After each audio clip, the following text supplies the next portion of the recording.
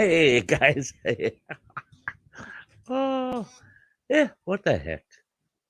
What the heck? Late night Saturday night. What the heck? Yeah, it is kind of late for me to be streaming, ain't it? Metal music maniac driving me nuts. Yeah. Gonna have some chili and some fish sticks. Yeah. Why not? Why not? I'm sitting here. You'll, yeah. This kind of random stream, you have to excuse me. I'm here incognito and eating snickerdoodle cookies. But I am hungry, man. Boy, did I have a workout today. Yeah. Hey, Chrysler Imperial, great to see you. Awesome. Eileen, hi. Thanks for throwing Granny's GoFundMe up there. That's great. Hi, Rebecca, Kathy. Hey, it's great to see you guys. Oh, thanks for sharing it out, Rebecca. Yeah, hey, guys. It's such a spur of the moment. There's not a lot of people going to know about it, until it's probably all said and done. Share it out. Heck, share it out. Get all our friends to come over here. Hey, Jason the Reaper. Good to see you, James. Yep. Yep. Awesome. Awesome. Yeah. I had a very, very, very, very, very, very dear friend of mine that's in a Facebook Messenger group with a bunch of us that put a message up and said, is anybody going live? And so I messaged back and I said, well, do you want somebody to? And they said, well, I'm at the store and I'm going to be heading home real quick here. And I thought I'd hurry up home if somebody was going to go live and I'd come and hang out with them. I said, well, give me a few. I'll get something set up. So here we are. Here we are. And they're on their way home from the store. They're on their way home from the store. And they'll be up here with me in a bit. In a bit. I want them to drive safe. If they're listening while they're going down the road, you drive safe home. Don't be in a doggone hurry. This isn't going to be no half hour, 1 hour stream. This stream's going to just go as long as we got folks that want to hang out. And I do have a time limit, but it's a pretty good one tonight. Hey, Melissa, good to see ya. Good to see ya. Good to see all of you. Yeah. Yeah. Oh, boy. Bruce, awesome. Awesome. You folks are finding your way to the Sty Shack. I love it. I love it. All shared out, Eileen says. Wonderful, Eileen. Thank you. Oh yeah, I'll fill you in here as we go. But man, if I had a busy day, yeah. Get her done, Granny. You all up late, Sty North. Yeah, I am. I had such a busiest that it's been the busiest day I've had, I think, in a year. And I get home and I was late, didn't get to see Spicy's challenge. So I watched it. That was an hour. I watched that. And then I started editing some video work I did today. Next thing you know, I'm sitting on the couch with the keyboard and the mouse. Too comfortable. Next thing you know, I wake up. I fell asleep. I slept for over an hour. So yeah, I'm all wound up. And she said you finally admitted it. You actually miss me. I do. I do. I really do want you to come out and visit me at the campground this summer. Chris, we got to do, maybe I'll make a version of a hobo dinner for us. But yeah, I do miss you, Chris. Yeah, yeah. And it's great to see you. Cheesehead, for crying out loud, it's going on 11 o'clock. Shouldn't you be in bed by now? Yeah, Chris says, I'm there. Cool. Awesome. Awesome. You won't be able to miss my campsite. Yeah. It's right smack in the middle of the campground. And it'll look like somebody's living in that campsite.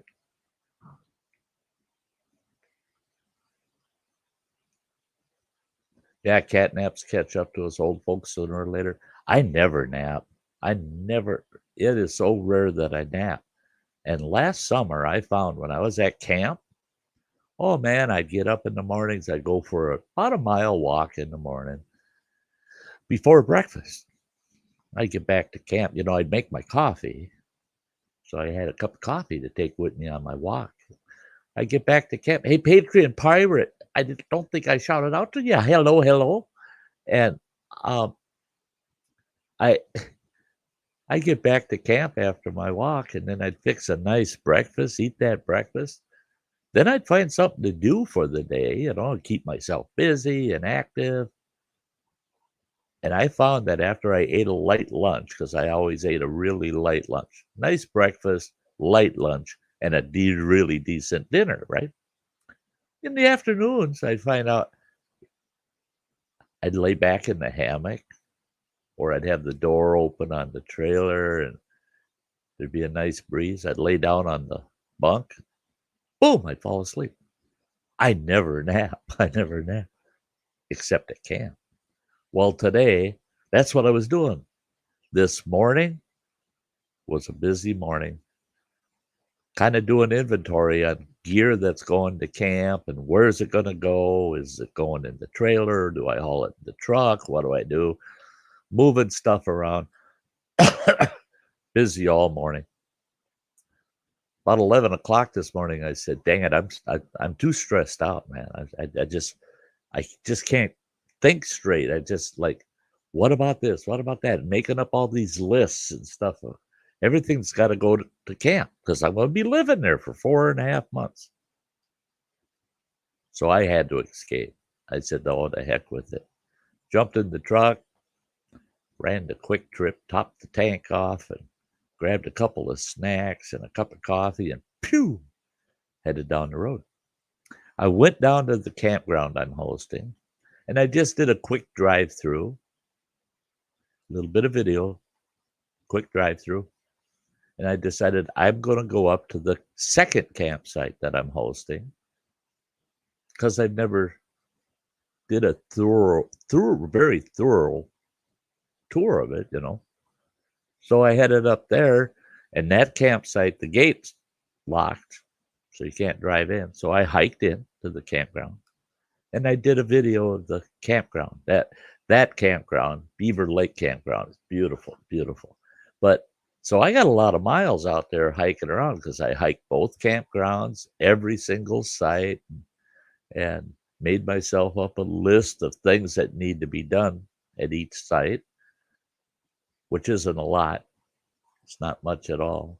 Some fire pits need to be cleaned out. They're pretty full of ash, so I'll shovel out fire pits in the first week or two I'm out there. But so all that fresh air, all that hiking and exercise, and boy, I forgot about anything and everything till I got home. And then I walked in and go, oh, forget it. I'm not even thinking about this crap tonight. Editing that video. Well, I was sitting there editing that video when I got that message. Is anybody going live? Sure, what the heck? I don't care. I know I won't be heading to bed anytime before 2 o'clock in the morning. So, hey, Kathy. Oh, thank you, girl, for the super sticker. That's so kind of you. That's kind of you. Thank you. Thank you. Very, very nice. The Yeah, hey, you guys, so that I'm not running. This is just open chat. When we do something like this is literally you guys walked in the Sty Shack, and here I am, just kicking back. Well, so hey, Donald Morris, great to see ya. Great to see ya. Um, so I'm not going to be running like the membership promo video and stuff like that tonight. During this one, this is just to hang out and chat and enjoy each other's company and you know if somebody wants to support the channel, go for it. I'm not gonna refuse it, but I'm not gonna ask at all tonight. I mean, yeah, you want to become a member? Hey, if you are a member, use the emojis. Use the emojis. It shows your channel off. You never know. You never know. We could have a lurker that is a big channel name, and they'll see you out there in the chat, and they'll go, I'm going to check that person out. Next thing you know, you got yourself another awesome follower, right? Fresh air in the woods. It's like drinking water that's been filtered through a coffee filter. Oh, yeah, I tell you. And it's like I told Middle Music Maniac, he's talking about eating chili and fish sticks and blah, blah, blah. I'm sitting here eating snickerdoodle cookies. My blood sugars went down quite a bit today with all of that exercise and all the fresh airs. And I didn't eat a lot today. So I can get away with eating snickerdoodles. Uh-huh. Oh, they're so good. So good. Got them at local bakery here in town. Little mom and pop shop. They make good ones, yeah. Nice and big too. I think I'll limit myself to 2. I'll try. There goes Get Her Done Granny throwing those emojis up there, you betcha.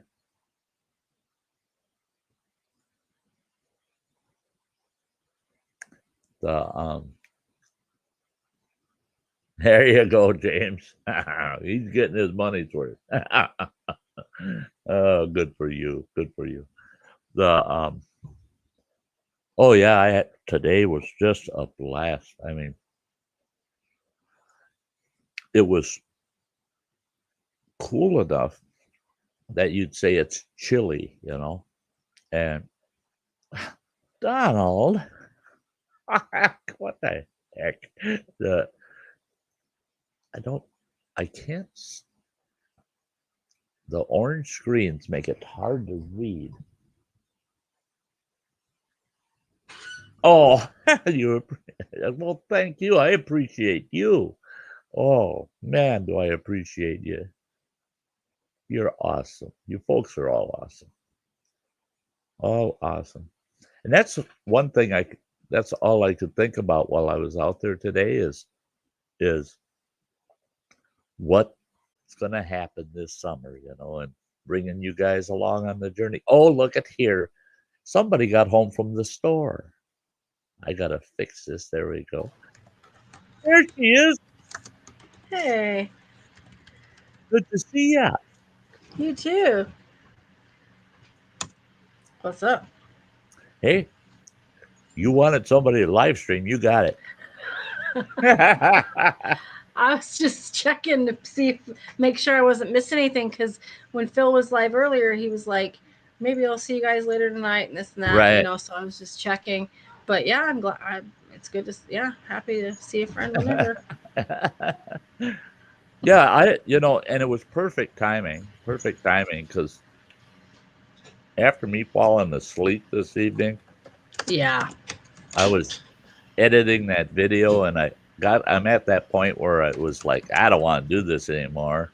But then what do I do? So I'm on here looking for somebody streaming and Gil and Crystal had ended theirs, and I was just like, I don't know what to do with myself. And then you sent that message. And I'm going, Oh, that's great because I'm going to end up just sitting up till 2 in the morning, 3 in the morning with a thumb up my butt, not knowing what to Yeah. do. All right. So this is good. This is good. I know the feeling. Yeah. And it's nice for you if you can find a stream this time of night because of your timing there. Yeah, exactly. It's 8 o'clock here. That's it. Hey, Mike. Take your old ass to bed, old man, he says. That's the problem is I fell asleep sitting on the couch, man. I should have never done that. Should have never done that. Because that hour and a half on the couch means at least 2 hours later that I'll end up going to bed. True. I hate that when you take a nap and you nap either too late, you know, Yeah, or you're short and you're tired the rest of the night. But like, if you nap too late, then you're up all night, you know. yep, So yep. I do that Get you all the one time. way or the other. Yeah. In fact, when they were diagnosing me with sleep apnea, that crap, but I was surprised to hear that. I guess I never really knew that if you take a nap, it should never be longer than 20 minutes. Set an alarm to go off at 20 minutes. Get up after 20 minutes because at about a half hour into your sleep, you go into REM sleep. And when you go into REM sleep, your body, it triggers your body to believe it's time to go to bed for the night. Yeah. So your body wants to sleep for 4 to 8 hours. So wake up before you go into REM sleep because otherwise you end up sleeping for an hour and you wake up and your body's pissed at you going, I am so tired. I'm supposed to be in bed. Your Yep. body thinks you're still supposed to still be sleeping. So but for me tonight, that hour and a half felt like I got a whole night's sleep. Oh, Yeah, I hate when that happens. Hey, Granny. Granny. Yeah, Mike's making sure to get his orders to Granny put in there. Yeah. Kitty wants kids. Yes. No, Kitty wants to bite my face, and I ain't gonna let him. He'll get close. If you let him close enough, he'll bite you. So, and it hurts. He's not just a nibbler. Yeah, they call them love bites, but they don't feel very Very loving. loving. Yeah. Cat. Yeah. Yeah, we had a couple of cats that were that way Mm-hmm. when they start sniffing around your face, getting closer and closer, and if you let them, they get just so close that they want to bite you. Yep. Yeah. It's like back off, yo.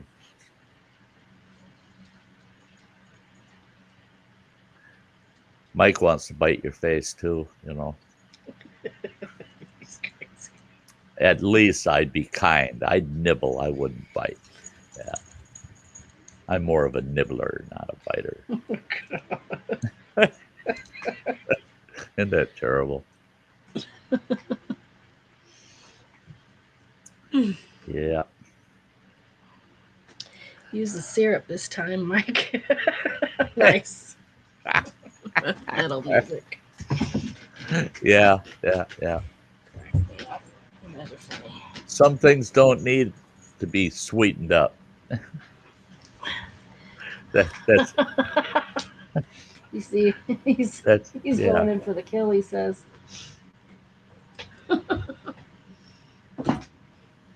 Crazy. Yep. Funny.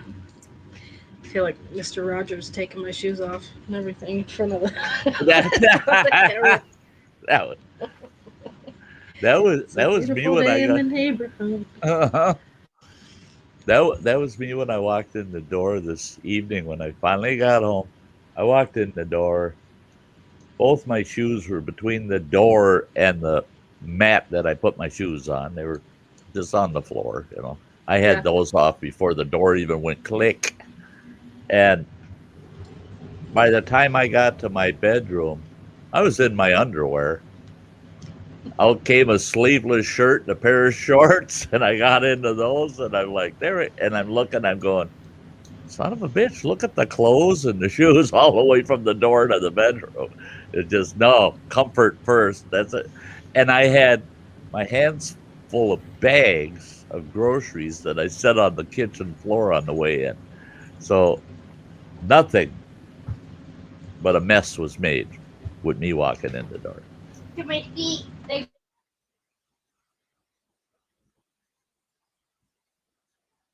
You lick your nostrils.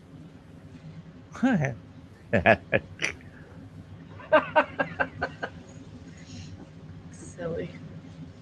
Oh. Good idea, Mike. You sicko. Yeah. Yuck.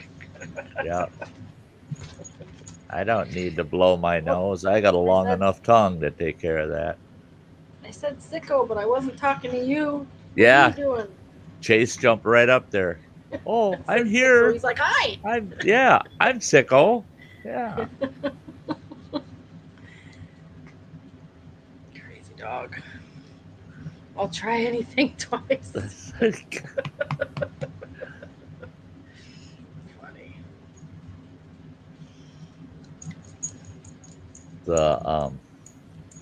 With So Mike, go ahead.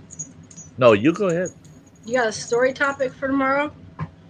I haven't flipped the coin yet. Ooh. So Okay. I don't have a clue.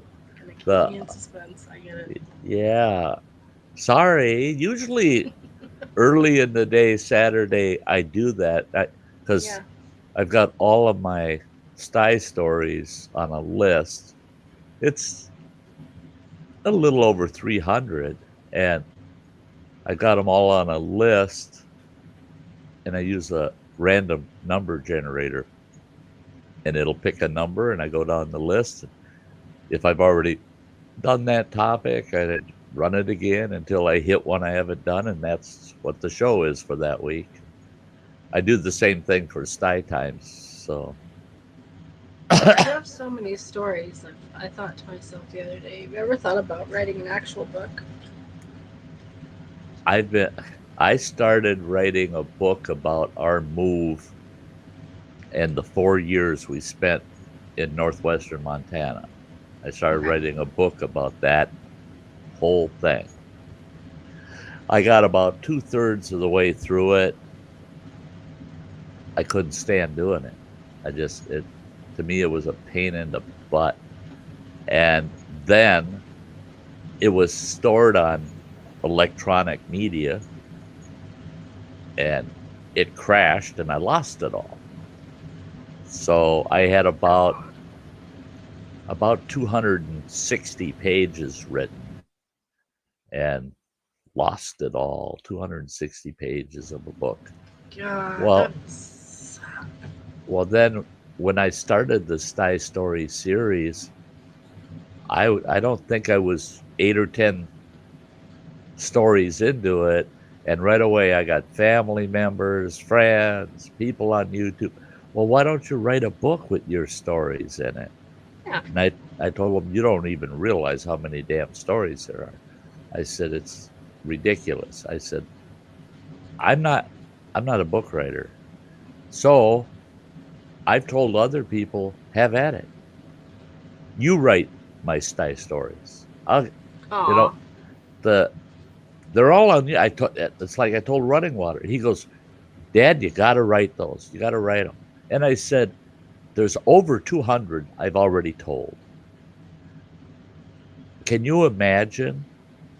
I'd have to have volumes, Yeah. Because you couldn't put them all in one book. There's just no way in hell that damn book would be bigger than a Bible, for crying out loud. Yeah, that's true.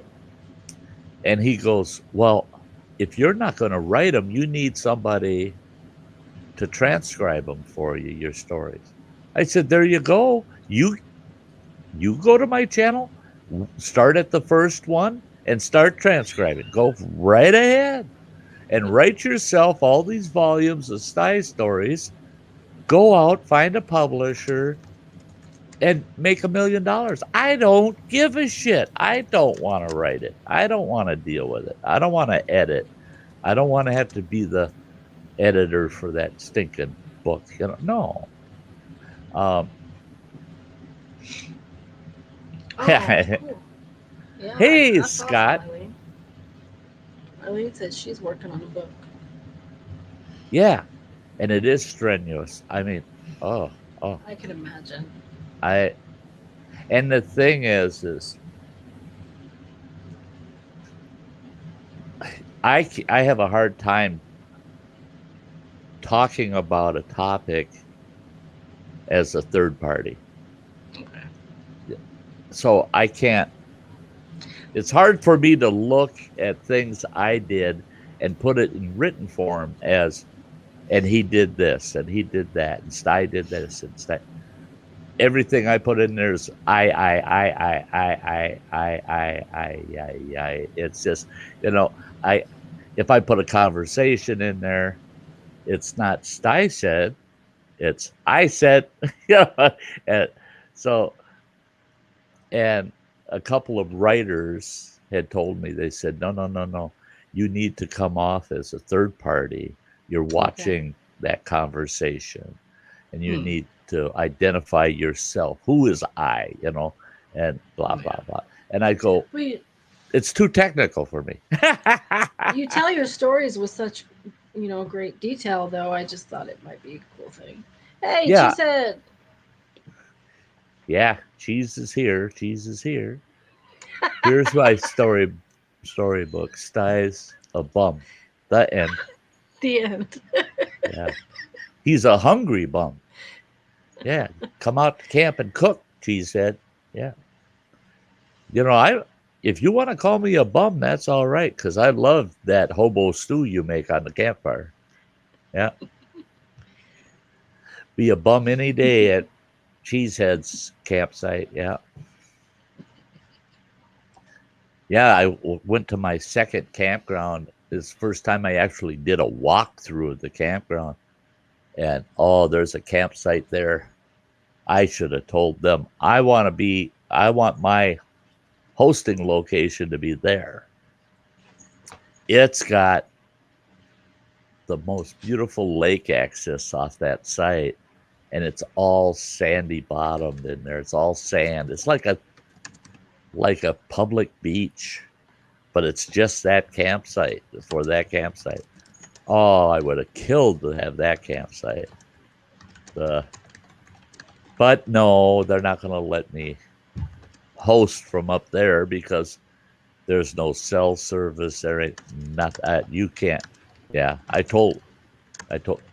Cheesehead, I think, was the one that said, yeah, Sty's got to pound 2 sticks together to communicate up there. And I told him no, because even smoke signals don't reach out of there. That's how far back it is. So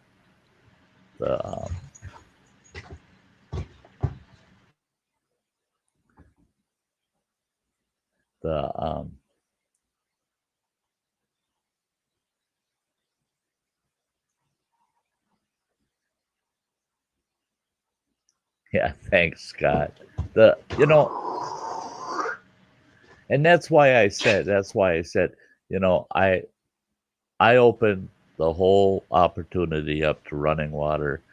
Running Water is he's, I guess you'd call him amateur author, and he's done a lot of writings, and he'd be very capable of publishing, putting together and publishing Sty stories. And I hope he does someday. I hope someday he does. And I told him, I said, I'll just leave the rights of the Sty stories to him, my will, And then if he writes them and makes $1 million, good for him. Yeah. Why not? Why not? Too loud. Take them off.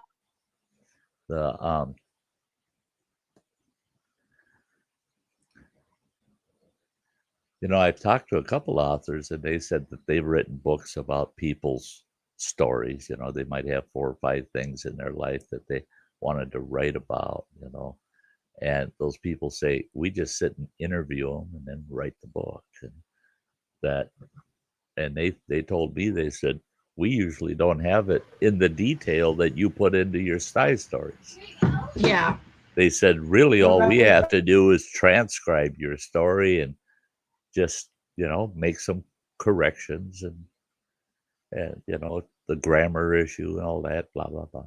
And they said it wouldn't be that difficult. I said, well, do it. Yeah. You want me to start a campfire? That's not so difficult. You want me to write a book? My ass. I ain't writing no book. Yeah. No, too much work. Wow. Yeah, that fresh air today sure was the best. Oh my God. I was mad I didn't have my GoPro running on the windshield. Oh, I almost creamed one hell of a big white-tailed deer today. Oh. I'm zipping down the highway and I see a big old fat pregnant doe standing on the hill to the left of me. So I'm looking at her and I turn and here comes a buck. His horns are starting up pretty good. He's in velvet. He's probably going to have a monster rack. The body on him was huge. I'm not kidding. His tail was only about 3 feet from the driver's side front of the truck, and he was crossing from the passenger side. Oh, geez. So when I turned and looked, he was already. If I would have seen him coming out of the ditch, I would have locked the brakes up. But oh no, by the time I saw him, there's his butt right there. He's going to take out the driver's side. And I just missed him. I mean, if he would have been taller, my mirror would have hit him. Down the road, I had stopped and I got out and I thought, I'm going to look at the side of the truck, see if there's any deer shit down the side of my truck. Because I had to have scared the shit out of him.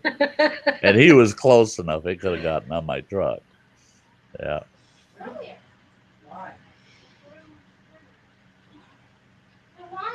Yeah, that's a little too close for comfort for the deer.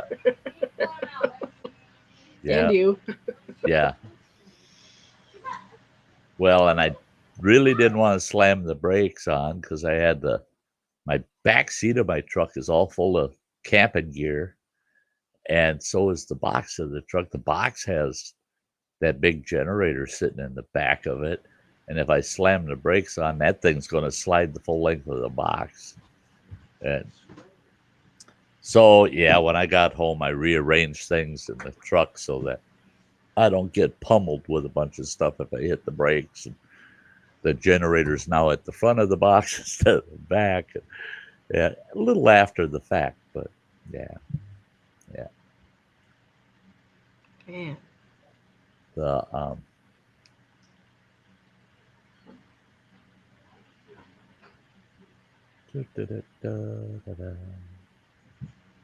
Yep. Oh. Yeah, I put that video up today about what's going to happen this summer. Yeah. I've got a couple of Facebook messages that, oh no, no, only one stream a week, and well, I can't do nothing about it. I mean, there's the internet's not there, it's not available.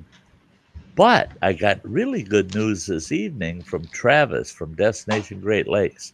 Him and I were chatting, and he owns the same generator I bought, and he's given me a bunch of pointers of what he learned about it, blah, blah, blah, blah.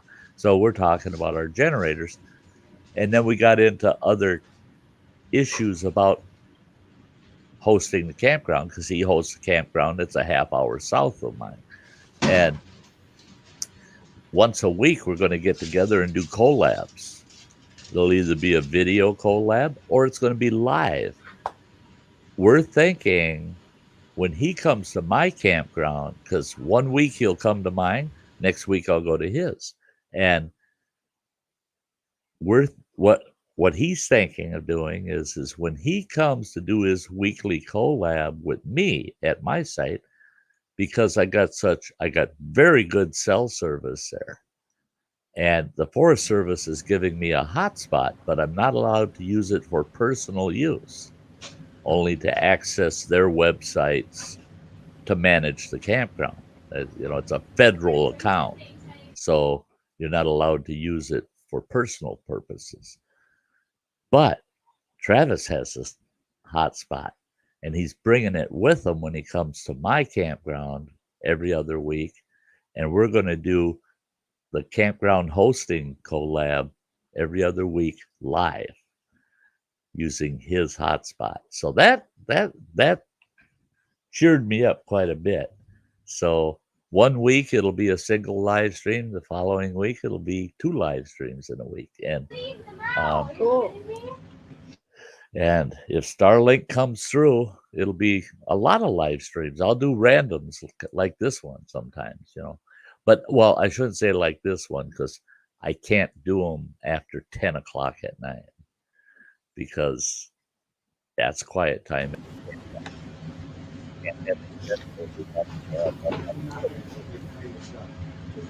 So my streams at camp, they'll end by 10 o'clock.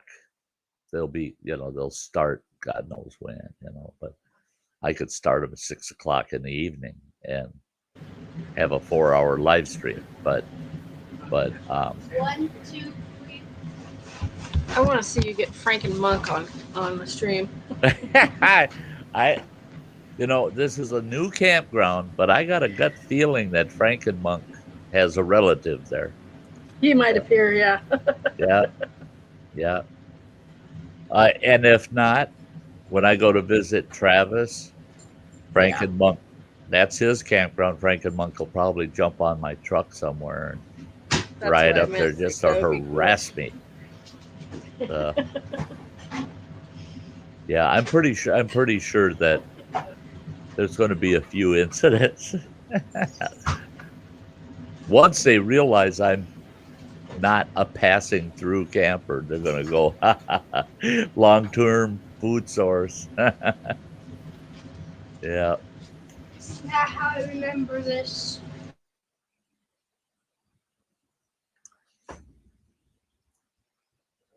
Oh, I can't wait till Monday. My last three pieces of gear that I want out at camp, want for camp, are getting delivered Monday. I'm getting a hard drive, a 4 terabyte hard drive that's just for camp. So the computer system out at camp, that 4 terabyte hard drive is just for the summer stuff.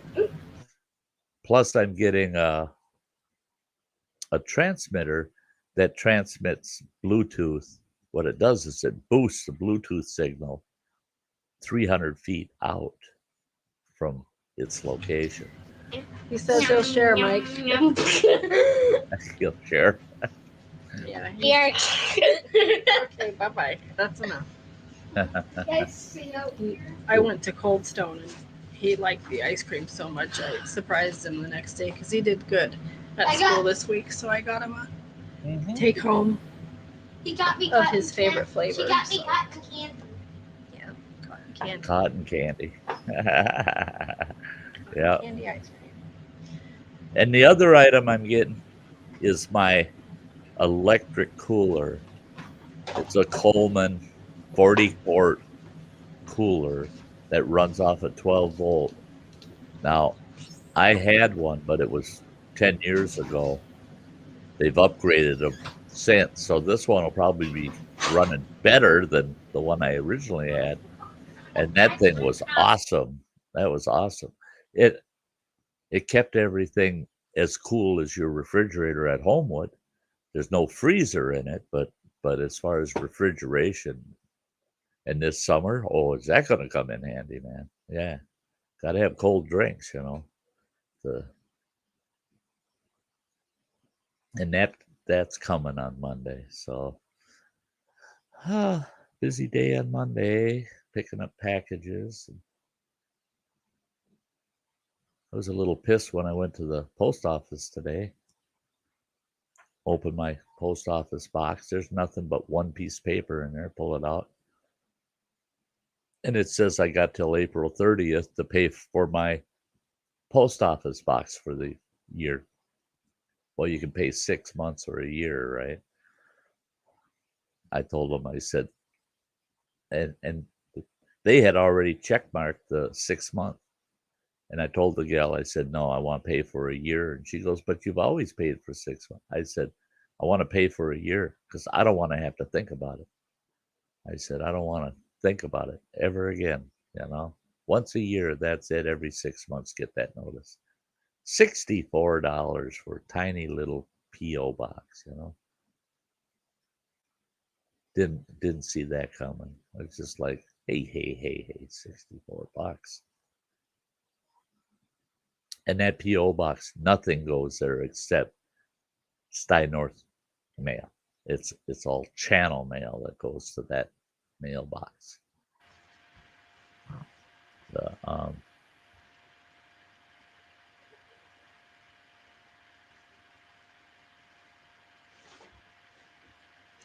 Yeah, I was thinking that too, Mike. It might get a little soft on the way home, but yeah. Oh, I actually love you.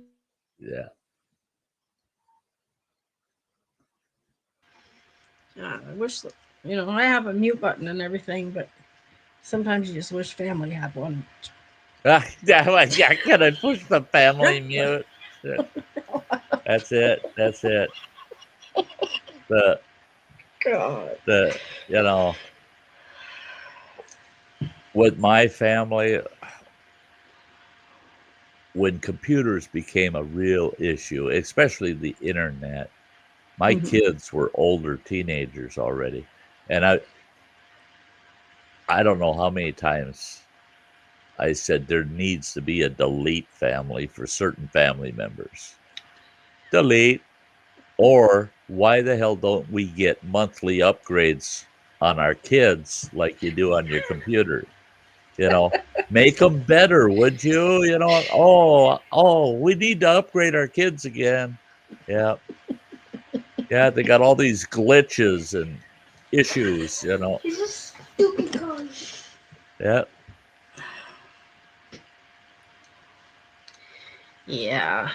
Can you repeat the last 3 minutes?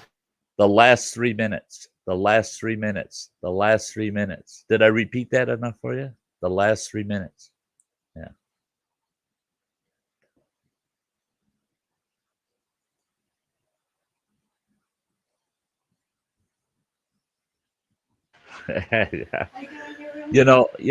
Yeah. The bee lady is so insistent. I'm going to show up there, Sty. I'm going to show up. I'm going to haul my 36-foot trailer there, and we're showing up. You better have a campsite. I have no control over those campsites, folks. I can't. Don't show up at East Twin Lake Campground and say, hey, Sty, it's me. What campsite do I get? If you didn't reserve a campsite, you ain't got nowhere to camp. She said, well, I could back my trailer onto your campsite. No, I am not breaking the law for anybody. No. You cannot have two vehicle campers on the same site in that campground. Now you could come and put a tent up on my site, but you ain't putting no trailer on it. It ain't happening. First of all, there ain't enough damn room for it. Not with everything I'm going to have on the site, you know. But people need to understand the campgrounds that I'm managing. Each campground only has the one campground has 3, I think, campsites, 3 or 4 that you don't have to reserve, but it's first come first serve. So you get there and all of them are taken. You're out of luck. Yeah. And my campground that I live in only has 2 sites that you can just take if they're available. Otherwise, all the other sites, you have to reserve them. You have to reserve them. And I'm all game for it. But if somebody shows up in a whim and says, "Oh wow, I want to camp and I brought my camper and blah blah blah," I'm going to tell them, okay, 2 miles to the south is Lake Campground. It has 58 campsites, and about half of them are first come first serve. You go down there, and I almost can guarantee that you'll find a campsite available. But you're not at mine. My campground is usually booked solid, and so is the second campground. Beaver Lake Campground, that bugger's usually just packed tight, and your camping trip. Oh, bee lady. Oh. Oh my Lord, that is so sweet. So sweet of you. And I thought about that when bee lady says, "I'm coming and I'm going to bring my 36-foot trailer." The best I'd be able to do, but she's only about maybe 5 minutes away from me, maybe 10 at the most.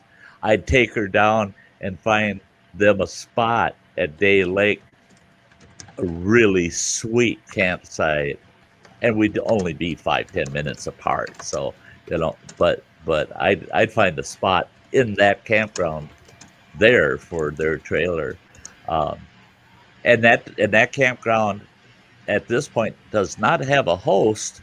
So my supervisor is actually the host for that campground. He's a great guy and he's easy to work with. Yeah, he'd take care of it. He'd make sure they're taken care of real well. Yeah, that is so sweet of you. Thank you, girl. Oh my gosh, that goes a long ways. Goes a long ways.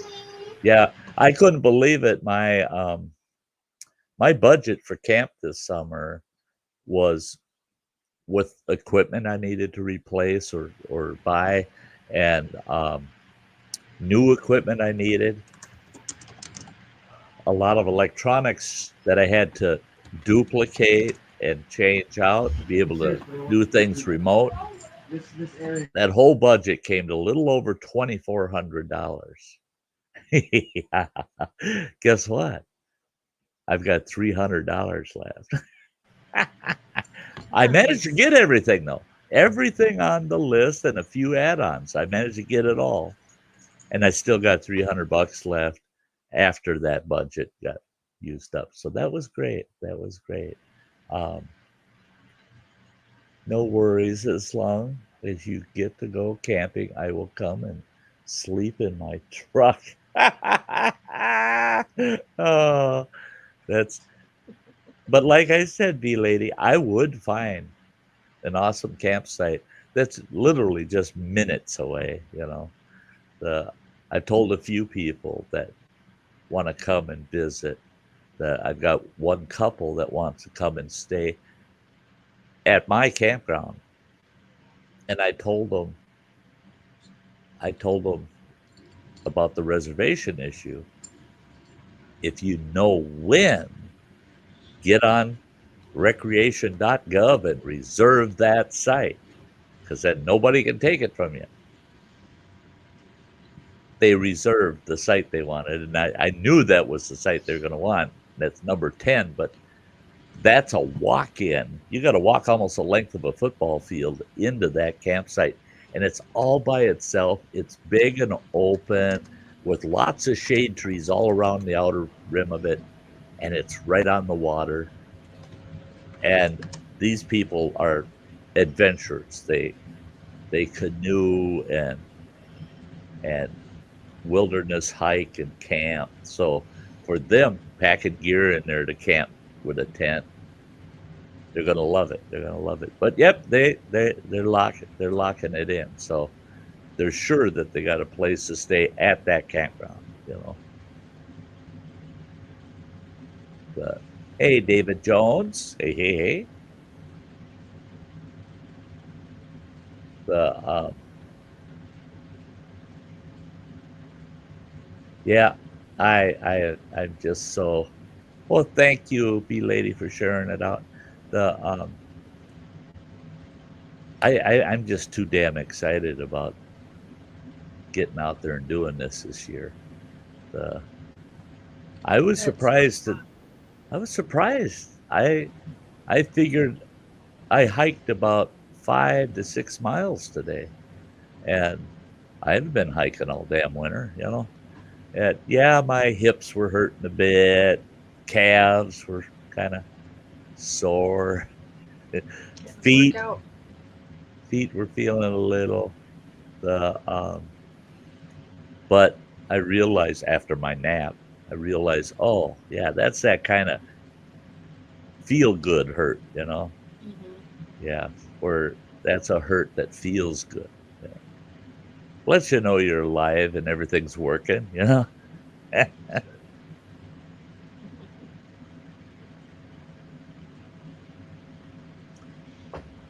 Yeah. Hey, good night, Kathy. Night, Kathy. Good night, girl. Thanks for being here, girl. Yeah, David, I washed it. The curls go away when you wash them. That's what happens with the rollers. But I'll curl it again sometime. It's fun. Change it up, you know. Yeah, yeah, yeah. And that's it. Is I like it both ways. So whatever you decide to do, that's good. But the curls, yeah, yeah.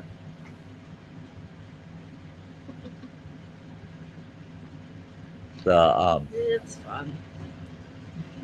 It's like we were talking the other night. You know, people do what gives them enjoyment. You know, if they want to try something different, let them. What the heck? Exactly. All the grief I've gotten over the years over my tattoo work. You know, I mean, I've had people my age. Yeah, just a nasty old biker, that guy. You know, and then I'll go up and talk to them, and I'll show them my tattoo work, and they go, "Oh, it's all wildlife and your grandkids and your parents." And yeah, because that's the kind of tattoo work I wanted on me. I said, but I'll tell you what, some of this, there's some really weird shit out there, and I love it. The detail and the way they can tattoo different effects. I love it all. I love it all.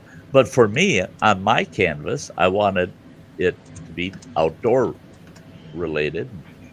And then they're like, oh, we didn't think people thought of it that way. And we thought everybody that got tattoos was either stoned or drunk when they did it, you know. I didn't want to disappoint them and let them know that no, I was only that way for maybe 3 of my tattoos. Yeah. Not everyone.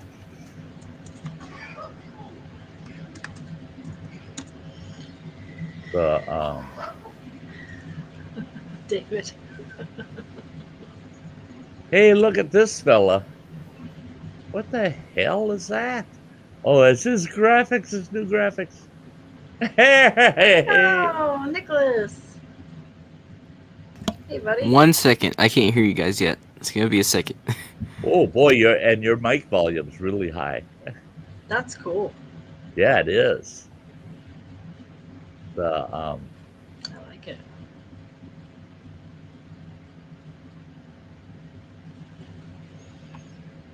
There we go. We'll see how that works when he comes back. That's one nice thing now with StreamYard is that I can go in and adjust a panel member's microphone. If they're too quiet, I can crank the volume up. If they're too loud, I can bring it down. Try to keep the volumes about the same. I like that, the ability to do that. I cannot wait to get out there and get things actually set up. And it's going to take me a good week and a half to get everything set up. But to get out there and play with some of the new audio and visual tools I got to play with now. So I think it's going to be fun. It's going to be fun. That's pretty cool. All right, Yeah, is it it's better now? Yeah, you're good. All right. There's no echo. No, there's no echo. It's Okay. say something. Yeah. I just said Yeah. something. Okay. Say something again. Chicken. Chicken. There, your volume's a lot better. Yeah. You turned it down. All right. Yeah, I turned it down. You're about the same volume as Sam and I now. Yeah. Yeah. Well, I'm Who just did the sorting stuff artwork out on for my- that banner, Nick? What is it?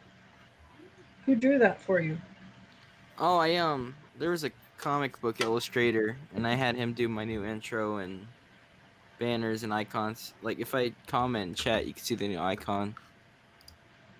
That's really cool. The Hey. intro's really cool. It's like an animated intro. Mhm.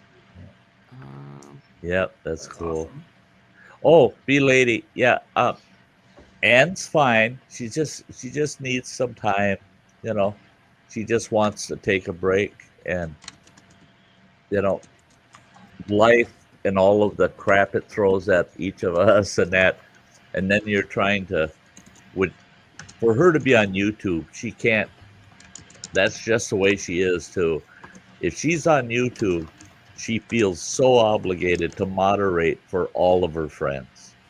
And when she's on somebody's stream, she's probably on 2 or 3 others at the same time moderating. And it becomes at a point, it just comes to a peak, and it's just too much. And so you can't enjoy it anymore. You're not enjoying your experience on YouTube anymore. And it's not her fault. It's not our fault. It's just the way it is. It's just too much. It's just too much. Yeah.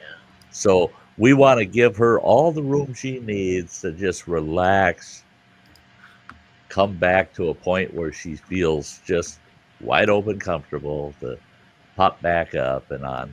And she's working towards that, but she's doing the right thing. She's absolutely.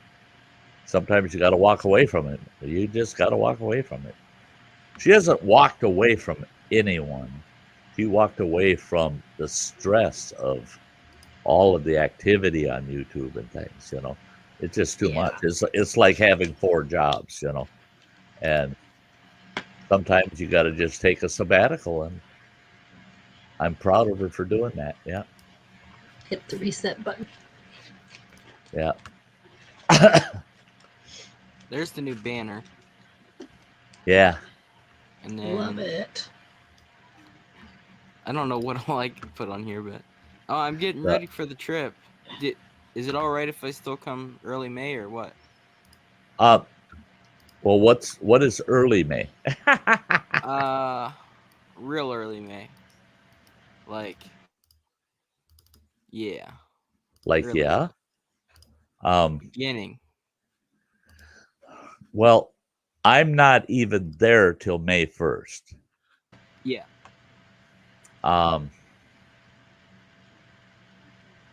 If it's like I'm trying to think. May 1st is a Saturday. If it's towards the middle of that first week, like the 6th, 7th, 8th, yeah, any time from that point on would be fine. All right. Because it's going to take me at least 4 days just to get camp established and set up. Yeah, I shouldn't get there super early because, maybe on like the 14th or something. Okay. That's random, but I'm just saying whenever it's set up. Oh, wait a minute. I'm looking here. A couple days after, at least. Oh, the 14th. That would. I don't know. Yep. I just said that. Well, okay. Just so you know, on the 12th 19th and 26th of May, Yeah. no ifs, ands, or buts, I'm not even there. All right. On Wednesdays, I will not be at camp. Okay.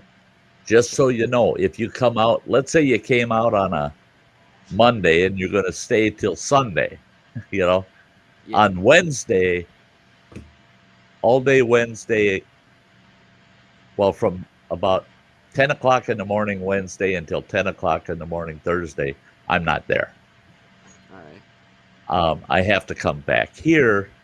I do a live stream that night from here. Plus, I upload to YouTube all my video work from the week before. All right. But that doesn't mean you can't be in camp that day. Yeah. I just want you to know that I wouldn't be there yet. And you might have people come walking in saying, "Hey, are you the host?" I mean, if I'm with you for like 4 days or something, I'm sure I'll need that day break anyways. Yeah. You you'll need the break. Oh, wait a minute. Yeah.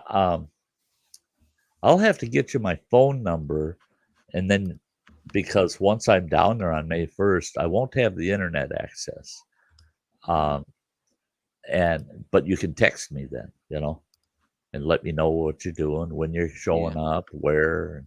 And it's going to be easy because I'll be able to direct you right into Clam Lake, and I'll run down there and meet you at Clam Lake Junction and bring you the 4 miles out to campground. Yeah. Is Starlink still being weird, or are they're That- getting it all set? They're still taking the position. The earliest would be the middle of June. It could be as late as September. Well, it's good you'll be uploading that on Wednesdays, because Yeah. Oh, the channel will have plenty of content. I'll probably have enough videos that I can post 6 videos a week, one every day, and then one live stream. Until I got Starlink. But then Travis from Destination Great Lakes, he hosts a campground a half hour south of me, and him and I are going to collaborate. When I go to his campground, we'll do a video collaboration once a week. When he comes to mine the next week, because every other week we go to each other's. When he comes to mine, he's bringing his hotspot with, and then we'll do a short little live, about an hour long live. that'd be cool. Yeah, so every other week until I get Starlink, there'll be 2 live streams. Yeah. Well, because I'm gonna be on the road a lot, I'm gonna buy one of those hotspots anyways. Oh, you are? Yep. They've got them. It's like, I don't know, not much to buy the thing, and then it's like $90 a month. But I mean, really, it's not that bad for. If I was gonna road trip, just pay for a month, use it. Right. And that's the way I was going to go. But the Verizon package I wanted, it's under contract. You got to keep it for a year. And I realized I'm only going to use it for 4 months. Yeah. And then what I'm doing with Starlink, now that I'll get it once the equipment's available. But Running Water, he's holding out because Starlink is getting close. We figure it'll probably be next spring. They're going to introduce Starlink Mobile. Yeah. Where you can bolt that thing to the roof of your camper, Well, when they make that available, he's going to get Starlink Mobile. I'm giving him my equipment and my account to use. He's giving me his equipment and his account to use. Because he'll take mine and put it permanently on the roof of his house, Well, Starlink, I got the email. It was like, it's now available to few people in your area. Get it now before it's gone. Within like 30 seconds, I bought it. Yeah. So, what was the deposit? But they said probably the end of May I'll have it here. Oh, really? So, yeah. I should I should double check, see if they did any updates on mine. Yeah, I don't know. I think they go by like different regions. I don't know Well, how they do it. They give out. I found out that what the reason why there's a delay like that is because they don't have the equipment. They weren't prepared for the number of people that were going to jump on so early. So they figured we'll manufacture the equipment, produce the equipment on a point of order basis. Well, they had so many orders come in, the producers of the equipment are saying, we can't keep up with this shit. There's no way we can get this much equipment out that fast. So that's what it is. That's the delay, is the manufacturing of the package of equipment. They'd probably love to let anyone that wants it, but they literally, like, different regions, they just like, okay, they can have this many. That's all we can do right now. That's like, every region right now. Yeah, that's what I'm saying. Mine also a limited number of customers. Yeah, they sold out here. But then if you drill deep and find out why do they do that? Why do that? It's because their current satellite array is not complete, and they don't want to bottleneck the broadband to the satellites by having too many customers in one region just pounding the hell out of a single satellite. What they want to do is spread it out, thin it out enough that everybody gets to keep high speed upload and download. Otherwise, you're going to end up with, just like Verizon, you're going to end up with bottlenecking because there's too damn many people on that one tower. They're always launching new satellites. So right. It's starting to get bigger. So the thing is, we're coming in, we're going to have the same performance as people that aren't going to get theirs till next year. So, and it's because they're not letting too many people on until they get all the satellites in place. And that's good. That's good. You know, it's good for us. It's good for us. I was glad I got the email on time, because usually my emails are delayed. And I seen, I was like, oh crap. So I clicked on it. It's sold out here. Like, for our region, it was gone. Oh yeah. Yeah. Up here too. Here where I live, there's no way I could get it. They told me I missed the window because they sent me an email and said, we're down to very few limited slots for your zip, you know. And I kind of ignored it. It was about 3 weeks later, they sent me an email and said, availability at your zip is no longer there yet, you know. All the slots are taken. But then I thought, well, wait a minute. I'm going to put the address for the campground down because that's where it'll be located. So I put that in, boom. Then they said, yeah, we got slots. Not for long, but we got slots. I did just like you. Well, I'm reading it. I'm pulling it up to pay. I could have paid for like a bag of pinto beans. I didn't even know. I speed ran buying it, like, so fast. Yep. Well, you know, it's the $100 deposit, and then the rest comes later. But right. I mean, I was nervous, and it sold out because we're in the little Amish country, right? And I literally get less than a megabyte per second. Right. Oh yeah. It's terrible. Trying to upload videos, I have to leave my expensive laptop open, and my cat crushes it in the night. Okay. I have to literally open the laptop, turn the brightness all the way down, and have it to where it never shuts down. Yeah. And it takes all night to upload. I have to put like socks and stuff under it so it doesn't shut. Uh-huh. So overnight I upload my videos because that's the only way I can do it. Yeah. Yours is set up where when the lid closes, it shuts the computer down. And the cat just loves jumping on it, so I gotta jam it full of stuff I can find. So it can't get far enough closed to shut itself down.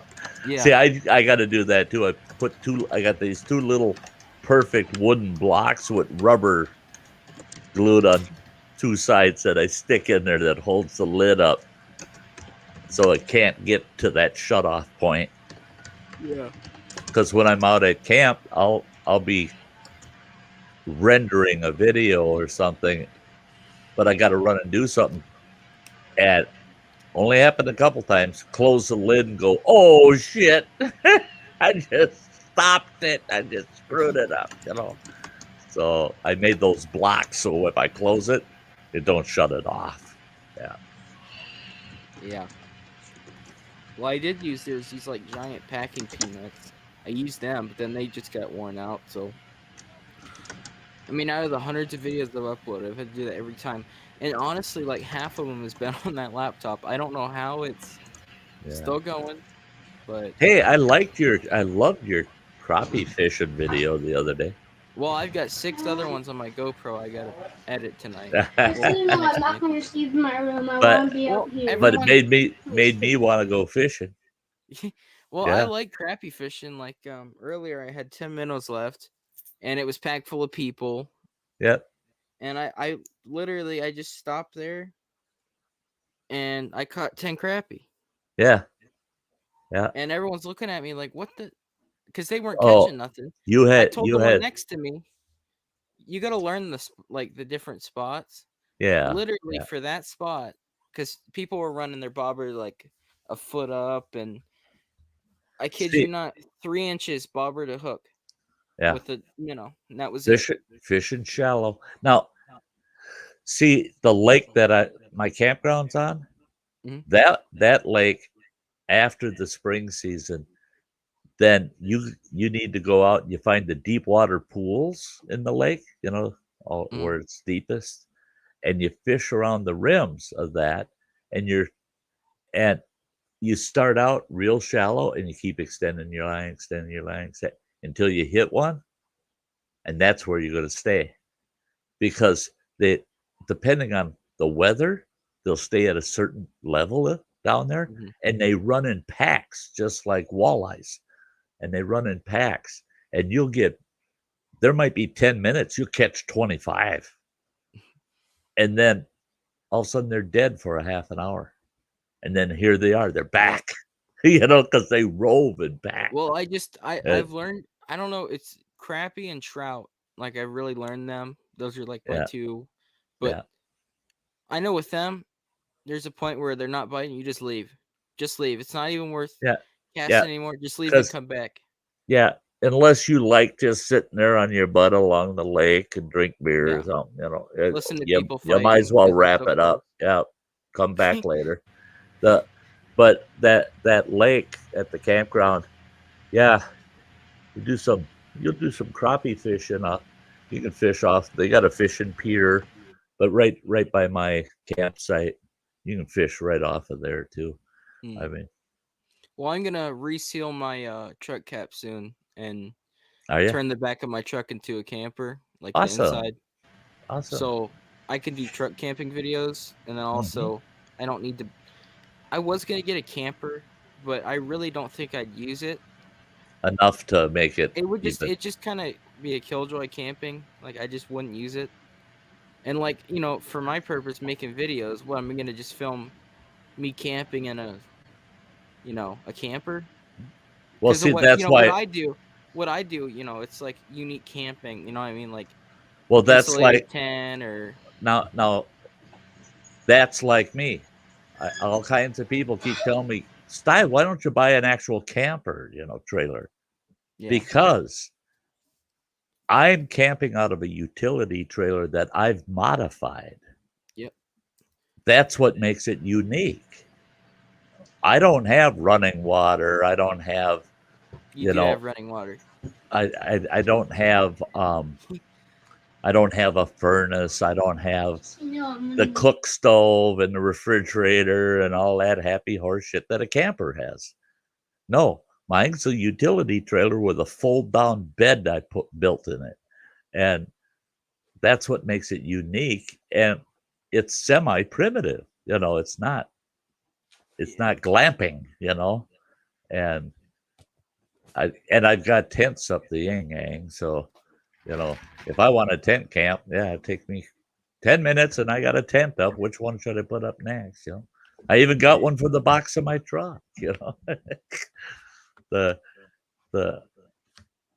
I don't fault anybody that camps in any certain way. Even if they got a $250,000 RV, I don't care if that's what they're comfortable with and it fits their needs. And it's like you're saying, for you to follow your channel mantra, yeah, you want a tent camp or truck camp or, you know, that kind of, you know, pop up for a day or two and then run and do something else, you know, kind of thing. Well, you know, because like for me, if I was to use a camper, like, hey Newman, it would kill the thing. Like, you know, people like, you know, something could happen to them, or it's like, hey Will, you're just in this, you're in a box. Like, you're traveling to these cool places, and you're just in a box. That's, you know. Don't put that down though. Don't do that, Nick. You're gonna no, because that's not. No, I'm saying for me, for my channel, what I do, it would be me doing the adventure in the daytime. Because for people that are traveling, it's right, and that's the difference between. That's a difference, but that's why I'm saying be careful, because that's the difference between glamping, somebody that's got an RV that's got everything you have at home in it. Well, no, that's not what I'm saying. But if you're in a fucking box, it's no different than a tent, Nick. Come on. I had a tent that cost me 4 times as much as this box I camp in. That tent was 4 times the money. And I'll tell you what, that tent was more glamorous than that box. That's my point, is be careful, because you'll piss a lot of people off that camp in boxes. You know, it's fun though. It's it's fun to piss them off. Kind of, yeah. And you're, just so you know, you're not pissing me off, because my box last summer, every time it fucking rained, a tent would have been drier than my box that I was camping in. And my box, I can hear a mouse fart outside. It don't keep you any warmer, any safer than a tent. And for someone to tell me, well, no, but it's still a box. So is a damn tent. It's just made out of fabric. A tent is a fabric box. My tent's more of a triangle, though. Oh, Jesus Christ. Well, then my camper is too. My camper is a combination, rectangle and triangle. It's got that nice triangle nose on it. The rest of it's rectangle. And in fact, my trailer is smaller than most. Well, smaller than your tents. My trailer is only 6 feet wide. The usable space, 6 feet by 11. So I've owned tents that were 3 times that big. My whole point, and that's my channel's point, is I want people to get outdoors. I don't give a shit what it is they're using. Get outdoors. And don't tell me why you use what you use. Tell me, why do you want to get outdoors? Why do you want to go outdoors? That to me is more important than how you get there or what you sleep in. It's, why are you even there? Why did you even go out there? You know, and with you, it's real obvious. You love it out there. You love it out there. You love the exploring, the outdoors activity, the bushcrafting side of things, the technical side. You like it all, and you experiment and touch all those areas. I think that's more what you're about than what you sleep in. Yeah, because you're so much more than that. The first 2 nights of this, it was the 4-night trip. The first 2 nights, it was in my tent, and then the last 2 nights, it was in like nice cabins. Right, but right. It just wasn't fun. But that's it. To me, the cabins are a whole different thing. That's a structure. That's a building. I don't even like those. Have you ever stayed in one of those stopover shelters? they're like a lean-to shaped shelter, and they're open front, and they're on hiking trails, and you just put your bedroll on the floor, but you got 3 walls around you, a little porch kind of deck thing. There's still open air because one wall's missing, right? Even when I stayed in those, I felt like I was in a cabin. I felt like I was staying inside of a cabin, you know. The cabins, yeah, that's a whole, to me, that you stay in a cabin if you're on vacation. If you're out there to experience, you know, to go out there camping, cabins aren't camping. That's a vacation thing. You go stay at the cabin. I mean, what's camping considered then? Camping? Yeah. It's just as simple as getting outdoors in a non-living structure, tent. It can be under the stars. Yeah, You're out there just, yeah, you could just be laying on the ground in a sleeping bag and you're camping. You can camp in your own damn backyard. That's camping. I gotta go, Sty. But thanks for having me, guys. It was good to see you all. Yeah. Probably see you tomorrow. I gotta. You betcha. Take care. It's still light out your window. It's pouring rain here. Yeah, it's still light out. Yeah. I promised the kids some Farkle, so I gotta go. Hey, have a good one, sweetie. Thanks for being here. Bye. Much love, everybody. Yeah, you know, the whole thing is there's 1,001 definitions for camping out there, and all of them, every single definition for camping out there is a fucking opinion of somebody.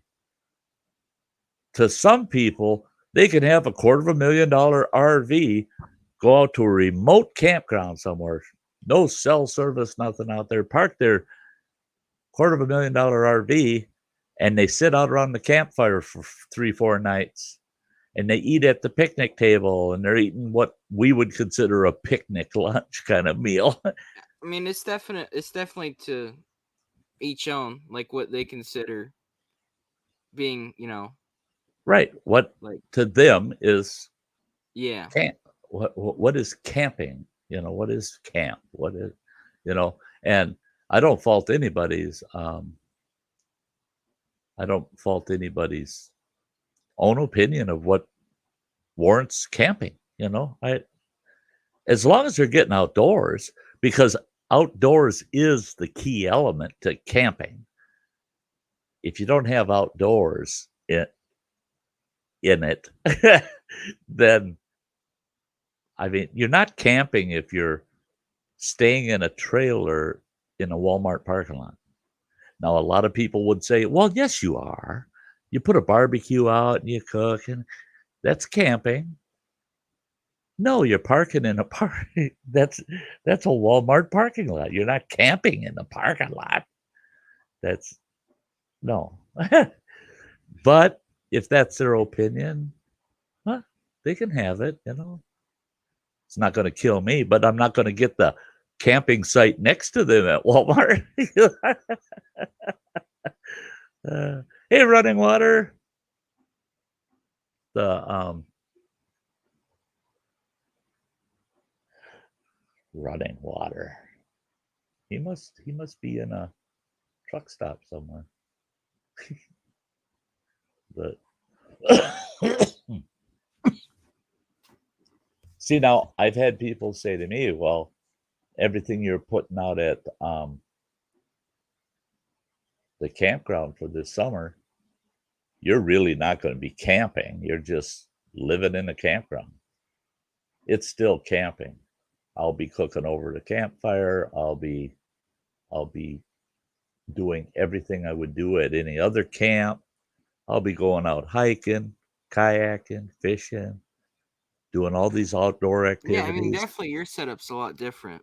You know, it's not like a, you know, it's got all the stuff in it, and yeah. Just realized I was behind a bunch. Are you behind a bunch? Many campgrounds have their own internet for their campers. Oh, yeah. Yeah. One of our campgrounds in our forest district, I was shocked. I couldn't believe it. I didn't even know until just recently from my supervisor. He said, you wouldn't want to host Namakagon, would you? I said, I laughed. I said, it ain't happening, bud. Anybody that hosts that campground's a damn fool, and they should be getting paid for it. He said, well, one thing is that you probably don't know is about a fourth of our sites at Namakagon now are full service, water, sewer, and electricity. And there's Wi-Fi access.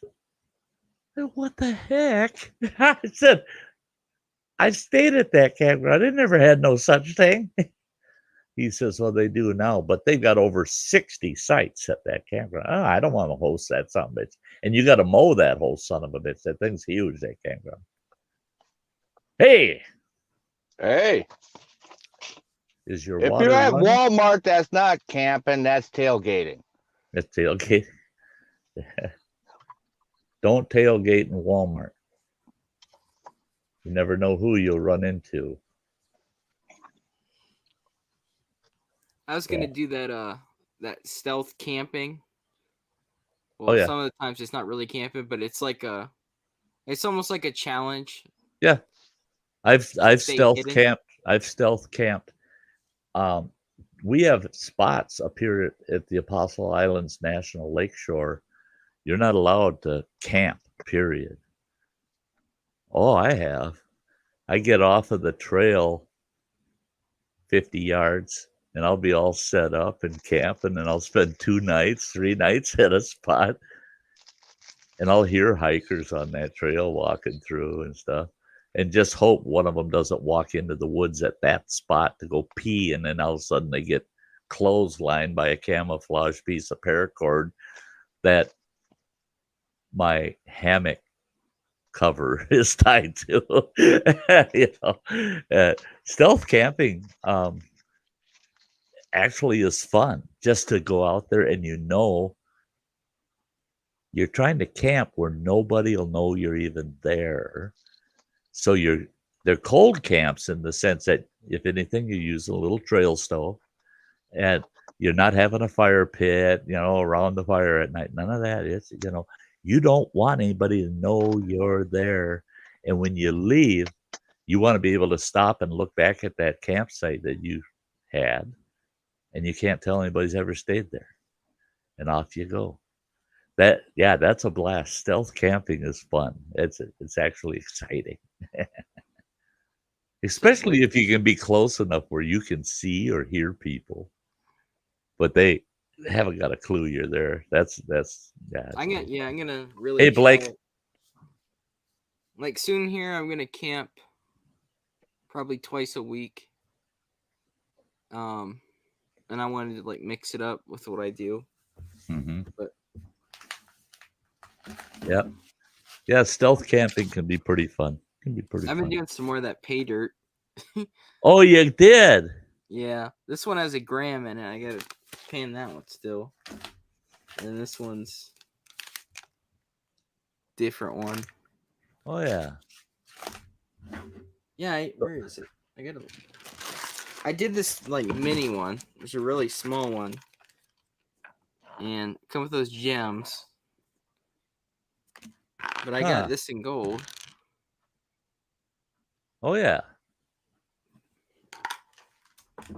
I don't know. It's fun. Yeah. I'm surprised they're smaller than I thought they would be. Well, I mean, they sell some for $2,000. It's like a 5-gallon bucket. Yeah. I'm gonna buy one of them soon, just because I think it would do well, anyways. Yeah. Where are you parked running water? Tom's Goodwill. Oh, I'm at the I made it to the plant here in Rensselaer. I was waiting for you to say Walmart. I made it to Walmart. There was one parking spot left. No, no, I'm gonna drop this load off here. Someone else can deliver it on Monday. I'll grab another load from here that's going back up into New Jersey. Mhm. So Yeah, Blake, I'm that way too. I can fully gear up pure camouflage. Everything's camo. Or I gear up for in the campground where you can see the next camper over there a ways. You know, that's like my canopy for in my campsite. It's the roof is blue. As if I give a shit. I could have bought one that was forest green or camel, but they want a little more money for those two colors. And I thought, okay, if I buy one that's nice and camel, I'm going to hang a 6x9 blue screen in that for when I'm doing live streams at camp. Defeats the purpose. If you're where there's a bunch of people, who gives a shit what color it is? But if you're out in the woods, you don't want that shit standing out like a sore thumb. Yeah. So I've got gear for all occasions.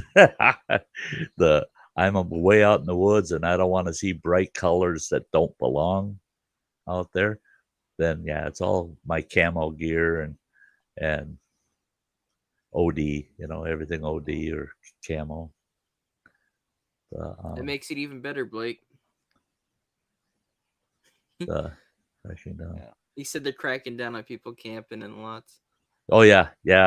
Ours here too. But ours is, I mean, they consider it a crackdown, but people pull in, they get their RV set up. Next thing you know, there's a patio table and an umbrella and chairs out. Walmart manager runs out there and says, hey, you can't do this. You're not allowed to camp here in the parking lot. If you're here tomorrow, we're going to have the cops give you a citation. They let them stay that night. And 99% of those guys, that's all they want to do is spend that one night. They're just passing through. So they're still getting by with it. They're not that nice with us truckers. No. And I laughed. God, who was it? I can't remember who he was hauling for. That son of a bitch drove right past at our Walmart on the right hand side when you go in. He went right back to their staging area and their docks, and he just backed in between two Walmart trucks back there. Spent the weekend. Well, they never questioned a truck back there in that part of the parking lot. Well, that's a Walmart truck. So, it's somebody dropping for Walmart. So, yeah, they can be there. You just need a tarp that runs No, he down the used to side park of out in Walmart. the lot, but they would chase him off. So now he parks with the Walmart trucks. That's funny. See, and I stopped in there once, heading out of town. That is day of that I'm leaving. Right. Well, the afternoon before, I got a call from doctor's office that they're going to add water pill to my blood pressure meds. Add that they sent it to Walmart. Well, I called Walmart and they're like, "Well, it'll be ready tomorrow morning." Uh-huh. It's like, well, that's when I'm heading out of town. It's like, okay, well, timed it out. So I whip in there, and I did that where, go down to the entrance where the light's at, run that out to where the trucks go in, and then whip it back around. So I'm, kind of parked in the little side lot right there. Uh-huh. Just long enough for me to run inside to the pharmacy. Right. And you're on that end of the building. Yeah, I grab my prescription. I come back out, and there's a manager out there. Can't be parked out here. I was like, what else do you do in the store? It's like, you just sitting there all day waiting for trucks to come out here? Because I've only been here for about 90 seconds. Yeah. And I'm a customer. I'm not staying here. I'm a customer. It's like I went in so quick, I didn't even bother locking the doors on the truck. It's like, I'm just coming in to grab meds.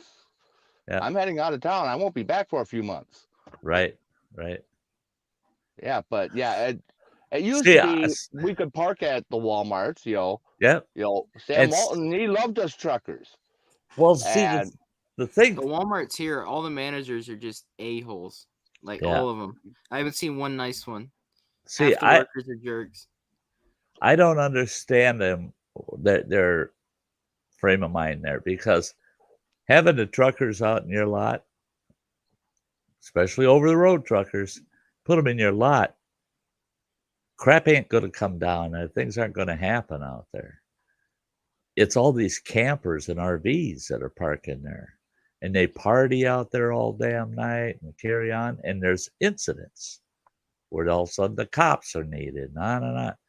But when you got just tractor trailers parked out there, guys sleeping for the night, you don't have those issues.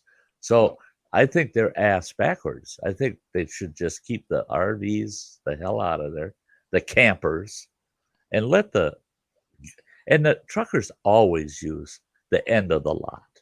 They're always way out at the end of the lot, and you never see a vehicle parked out there. It's so freaking far from the damn building. Nobody wants to be out there. And the truckers don't want to get surrounded by cars, by other vehicles. They want room to move. So let them be there. Keep that in mind. Whenever I camp in my truck, it's going to be in the back under the cab. So I don't know if I should park really far away or up front. But then when everyone leaves at night, it's going to look more empty at the front. I don't know where I should park. See, that's it. Is if you're truck camping, you're sleeping in the topper, depending on when you get into the lot and when you're going to set up, crawl in for the night, you want it after closing so that it's a skeleton crew of people around, and then sneak your butt into the truck to call it a night. But personally, I'd want to be somewhere in the middle of the lot, not way out on the outer edge and not close to the building. Because if it's close to the building, they'll see the truck and they'll go, that ain't one of our people. That ain't one of our employees. Who the hell? Are they in the store? Well, no, we can't find them in the store. Go knock on the truck. If you're in the middle of the lot, they're going, it's probably some fucker sleeping in his topper. Just leave them alone. Yeah. I'd just take some traffic cones and some caution tape. Just build like this big rectangle there. Maybe they won't question it. Yeah. Blinking lights. Yeah. Well, I've only been able to spend about maybe between 20 and 40 minutes on the mandolin each day. And I've only had it for what now? About 5 days, maybe. And really the most I'm doing with it now is there's 2 chords I'm working on, but really all I'm doing is toughening up my fingers, exercising my reach with my fingers, and trying to get the muscle strength in my fingers, get that back. That's it. I'm not trying to pound out any tune of any type right now. That's not, I'm doing all the front end exercise work right now. I get out to camp, I'll have more time to spend on all 3 instruments. So and the thing is now is mandolin song? What's that? You gonna play me a mandolin song? Probably not early May. It ain't happening. I'm gonna have to force you to play a mandolin song. You can't force someone to do something they can't do. Mm-hmm. That's it. That you realize how dumb that is, Chris? That's like telling somebody in a wheelchair, I'm going to make you climb Mount Everest. And they're looking at you like, and how the hell are you going to do that? There's ways. There's ways, right? There's a way for everything, you know. No, there ain't. Uh-huh. Wait until you're 64 and then I'll write it down. Make sure somebody your age can ask you that question when you're 64. There's a way to everything. Yeah. There's a way to find out there ain't a way to that. Yep. Yeah. You'll find out life will decide which way it's going to go in many cases. You have no choice in the fucking matter. Like and when you learn that fall real or quick. You learn if that you real sit on quick. a stump and it breaks, you don't know. Yeah, right. So we took off the tailgate and tried. He's got his harmonica. That is a tree. Huh? I'm just checking the comments. I put my new in. I had to. It sucks because I wanted to use this as a trailer for my channel. You know, like the trailer, and then I had to make it public so it actually posted in order to put it there. Oh, really? Yep. Because usually I'd have a video there that's already posted, but I wanted to use it as an actual intro, so I had to post it. Oh, yeah. If you I want made the music as for your my intro. as your channel intro, yeah. I had to make the music. It's not good, but I had to make it because I didn't feel like paying $100 to get the rights to the song. Oh, wow. Oh, wow. If you hear me clicking a lot, I'm just hearting comments. Hearting comments. Hearting. Oh, that's what I got to do too. Is I go through and I got a heart and thumbs up a bunch of comments but I do read them. I don't just. Well, yeah, I read everything. You know, I'll read down the whole, a whole list, and then I heart and thumbs them all down. Then I scroll for the next bunch and read them and heart and thumbs them. Because I don't want to give a heart and a thumbs up on somebody going, "You're just an old asshole, you son of a bitch, you suck, your channel sucks," and then they get a thumbs up and a heart. Oh, thanks, I love your comment. Or evil family members that are trying to suck up to you. Yeah. And you got to be real careful because they'll start. If it's a big comment, read that whole fucking comment. Because where it says show more on a comment because it doesn't fill the whole screen, you got to look at that because sometimes it's the last two sentences they're giving you the weenie. That they sound really nice up front, but at the tail end they're ripping you a new one, and you're like, "Oh fuck! I gave them a heart on that. Them sons of bitches." Yeah. Yeah, I look at all of it. People think I just like spam the heart, but I look at everything. I read really fast. Yeah. So just.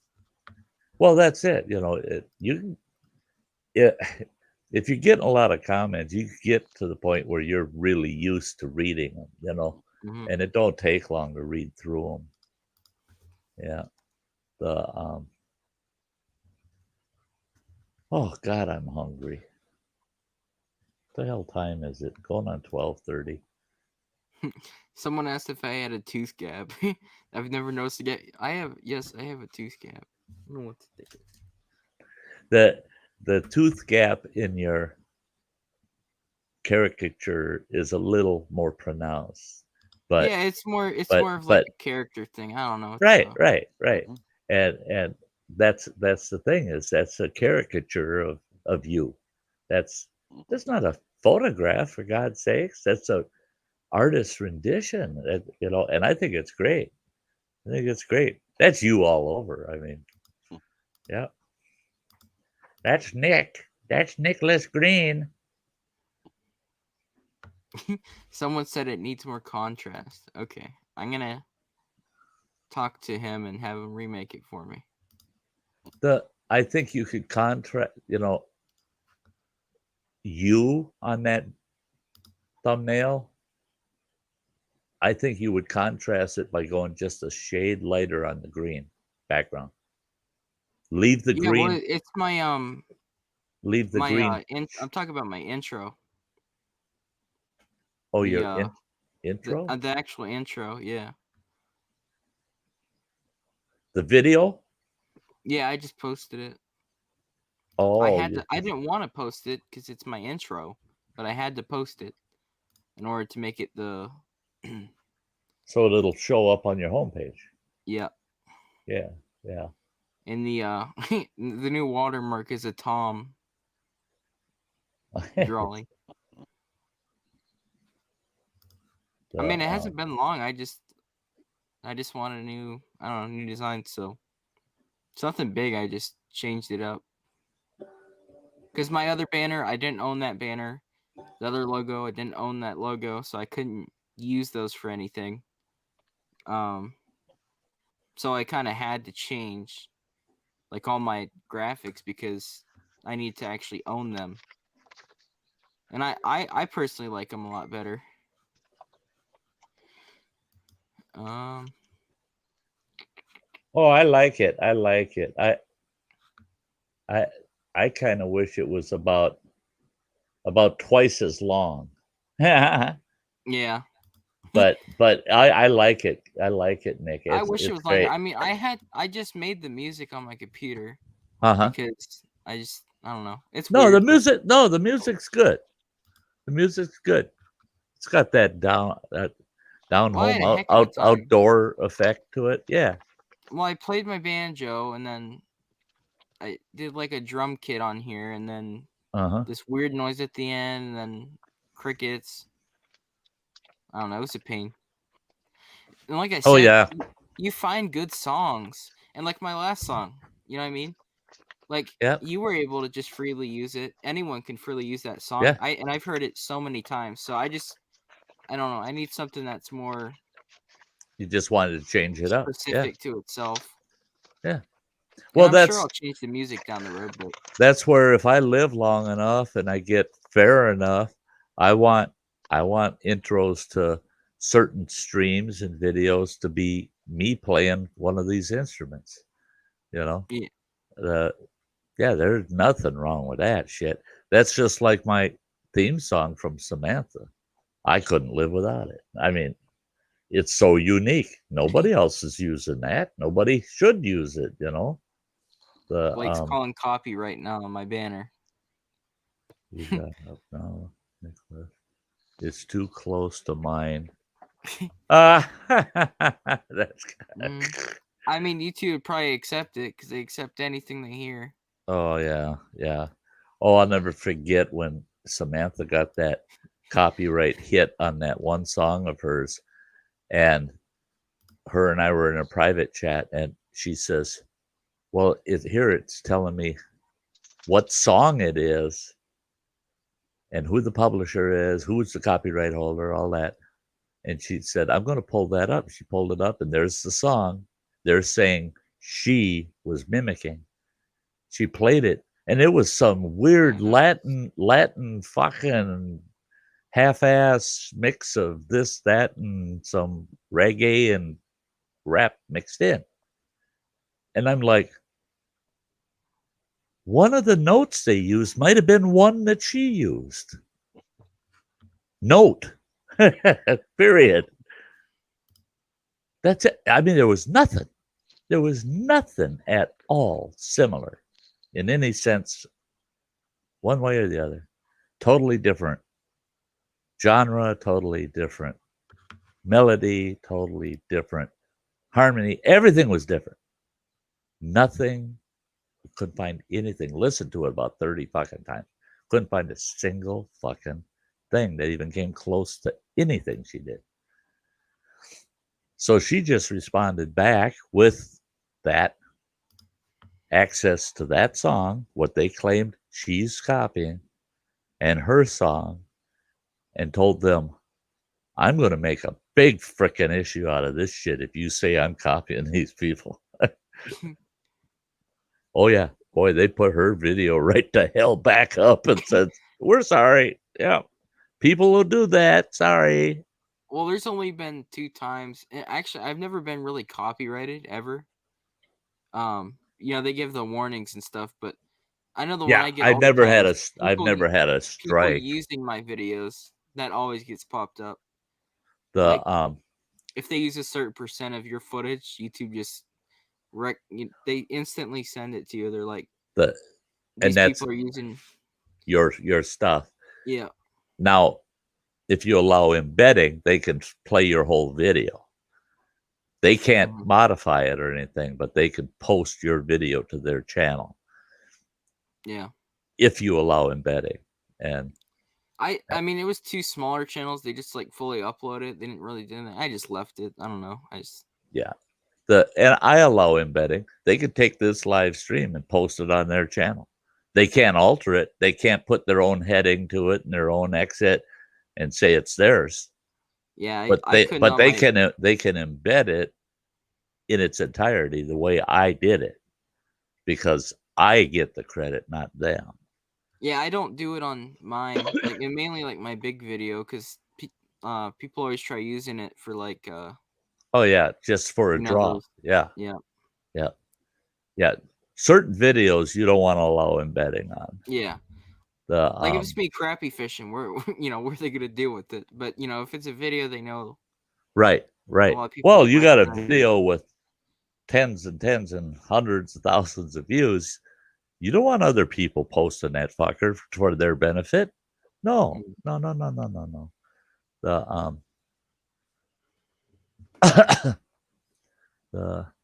They gave me the channel name, etc., and they took their monetization for that video away and gave it to me.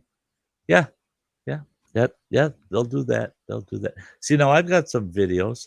One of my favorite all-time songs were All His Children, done by Charlie Pride. And I've played it on 2 of my videos, and of course I get copyright notice on it. And they don't limit the showing of the video. I just don't get any ad revenue off of it. It goes to the owner of the copyright. Okay, that video's made like $1.60, the one, and it's got close to 1,000 views. So what? It was worth $1.50 to play that song in that video. So I do that sometimes. I'll play a copyrighted song, knowing that I'm going to lose my ad revenue for that video or for a stream, because it's worth it. It's worth it because you don't lose super chats, you don't lose memberships, you don't lose super stickers, nothing. You don't lose none of that. You only lose the ad revenue. So another way to get around it is just to mute that part, and then boom, you're monetized still and you get the little bit of ad revenue. But I don't like big muted spots in videos.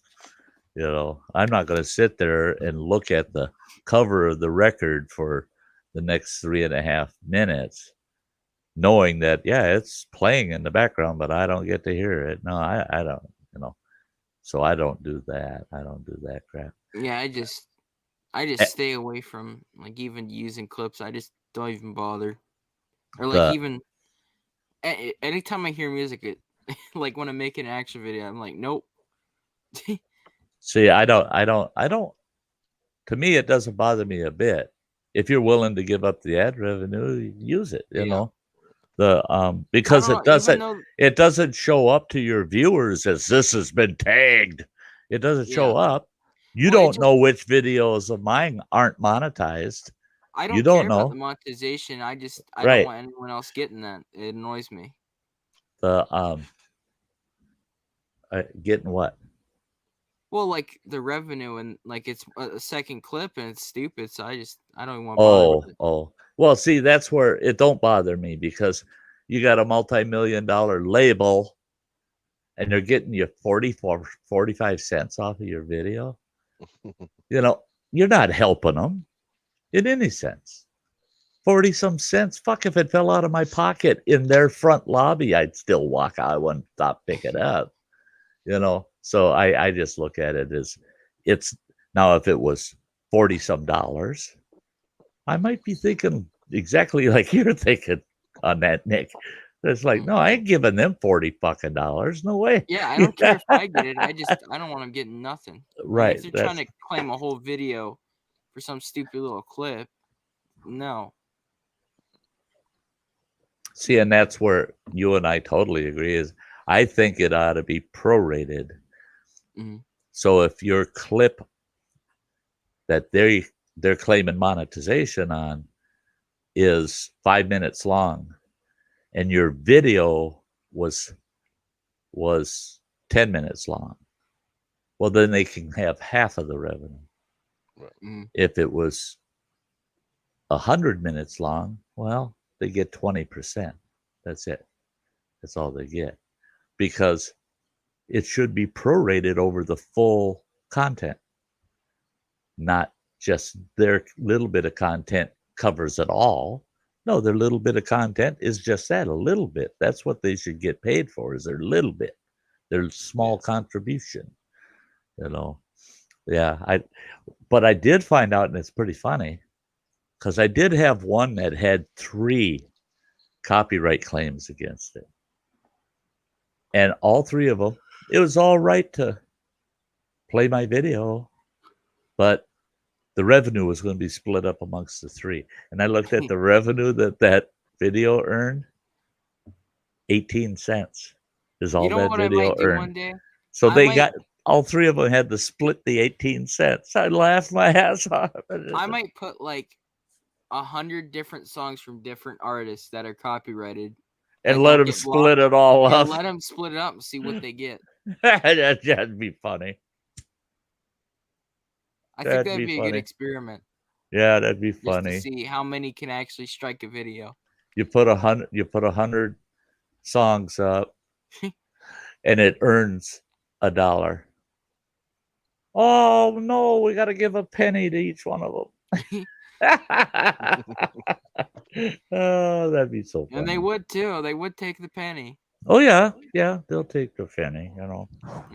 Yeah. But it makes you wonder though, how much of a loss is it on the YouTube side for the logistics of each transaction? Right.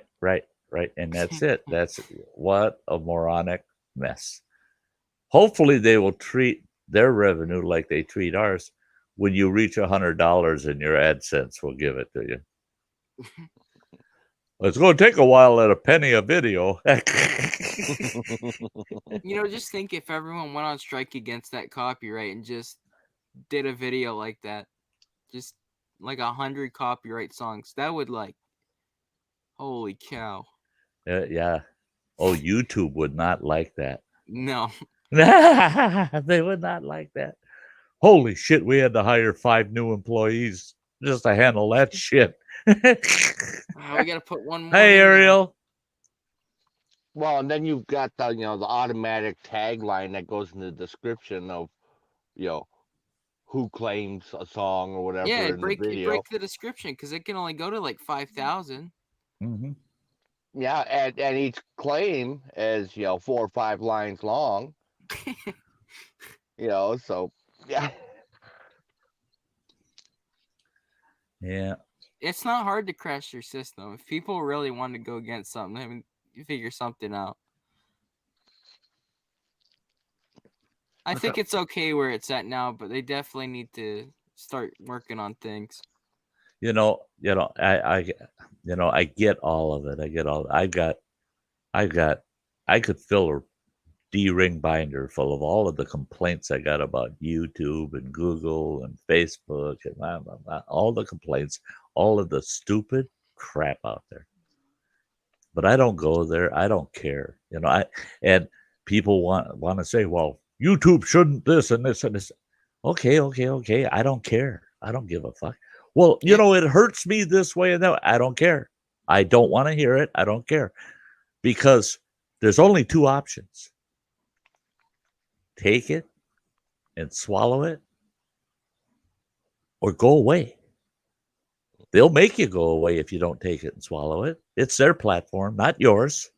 You can bitch and whine and blah, blah, blah, blah, blah, blah. But the fact of the matter is,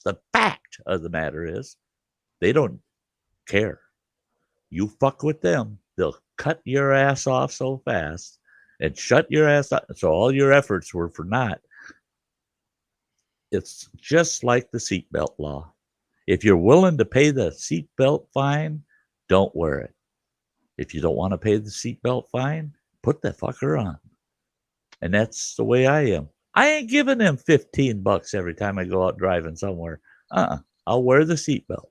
Kinda, sorta. I sit on it, pull it across and sit on Wish it. it was 15 here. Well, it was 15 the last time I got one, and that was about 8 years ago. So I don't know. I don't know what it is now. That's when I started wearing it all the time, was that last one, because the state trooper pulled me over, gave me the seatbelt ticket, and it's timestamped when he gave me the ticket. Well, I went right to the county seat, right from there, right to the county seat, and paid that ticket. And an officer was standing there at the counter at the treasurer's office while I was paying that ticket. And he slid that ticket over and looked at it, slid it back to me, looked up. He goes, "Oh, my Lord, you should be pulling in the parking lot right about now." I go, "Say what?" He goes, "Well, it's X number of miles from where you got your ticket to here. And you have to go through town." And he said, "I walked up just as you walked up to the counter. And I figured that was about almost 10 minutes ago." He says, "That means you were averaging about 78 miles an hour to get here. And that includes going through town." He said, "How fast were you going out on the highway?" He said, "You had been doing 80, 85 to average 78 miles an hour, counting this stretch through town." "What?" He says, "Hang tight." He went out to the squad and he comes back and he writes me a fucking speeding ticket. Shit. And I said, "I'm going to take that one to court." He goes, "Okay. Can you prove that my math is wrong?" He says, "It has nothing to do with my opinion or nothing. It just has to do with the math. There's a date stamp or a date and time stamp on your ticket. And I was present when you arrived at this counter. That means you averaged 78 miles an hour to get here." He says, "I'm willing to go to court with you if you want to argue it." Well, I didn't take it to court. There's no way in hell I could have won it. I mean, I mess with them all the time. Like where it switches from 45 to 35 going into a town. I will do the speed all the way until the next sign, and I just slam on him because usually he's waiting on the other side, and I just slam on him, and it's all legal. I mean, you're right there. Well, see, you're going 35 when you hit it. Well, see, that's what I do is I don't hit the binders. I would go through fewer brakes in the lifetime of my vehicle, but I don't hit the binders till I'm coming right on top of that sign, and then it's extreme deceleration right down. And once I hit like 35, hit that 35, boom, I'm off it, and the foot's on the gas. Man, keep it right at 35. And I know that pisses them cops off. Boy, it really pisses, because if you did not go past that sign over the speed limit, they ain't got you. They ain't got you. My friend was going 5 over the speed limit, and it was 65. He was going 70. Yep. Down the freeway, and there's cars speeding past him. He got pulled over, got a stupid expensive speeding ticket. So every time I go through that area, I'm like 10 over the speed limit. Just to push it.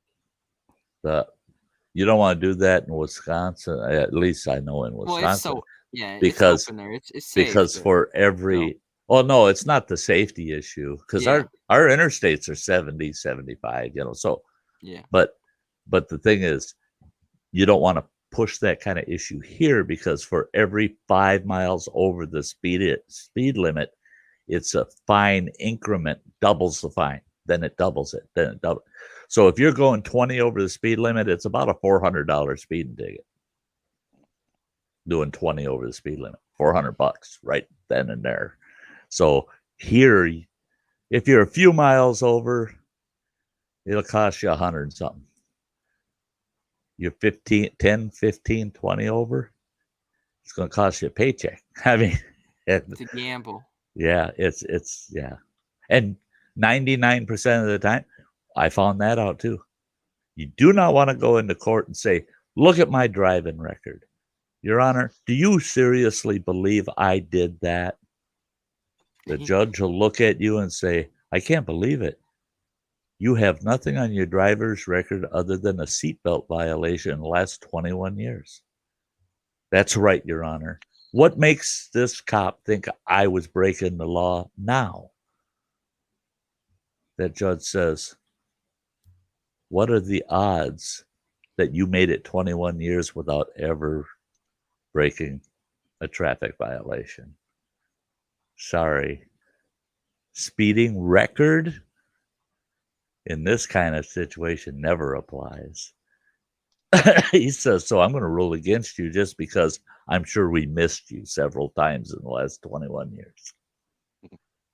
And that I talked to them, and I've known several judges. Every one of them got the same fucking opinion. Is don't come in here and tell me I'm spotless because we haven't caught you till today.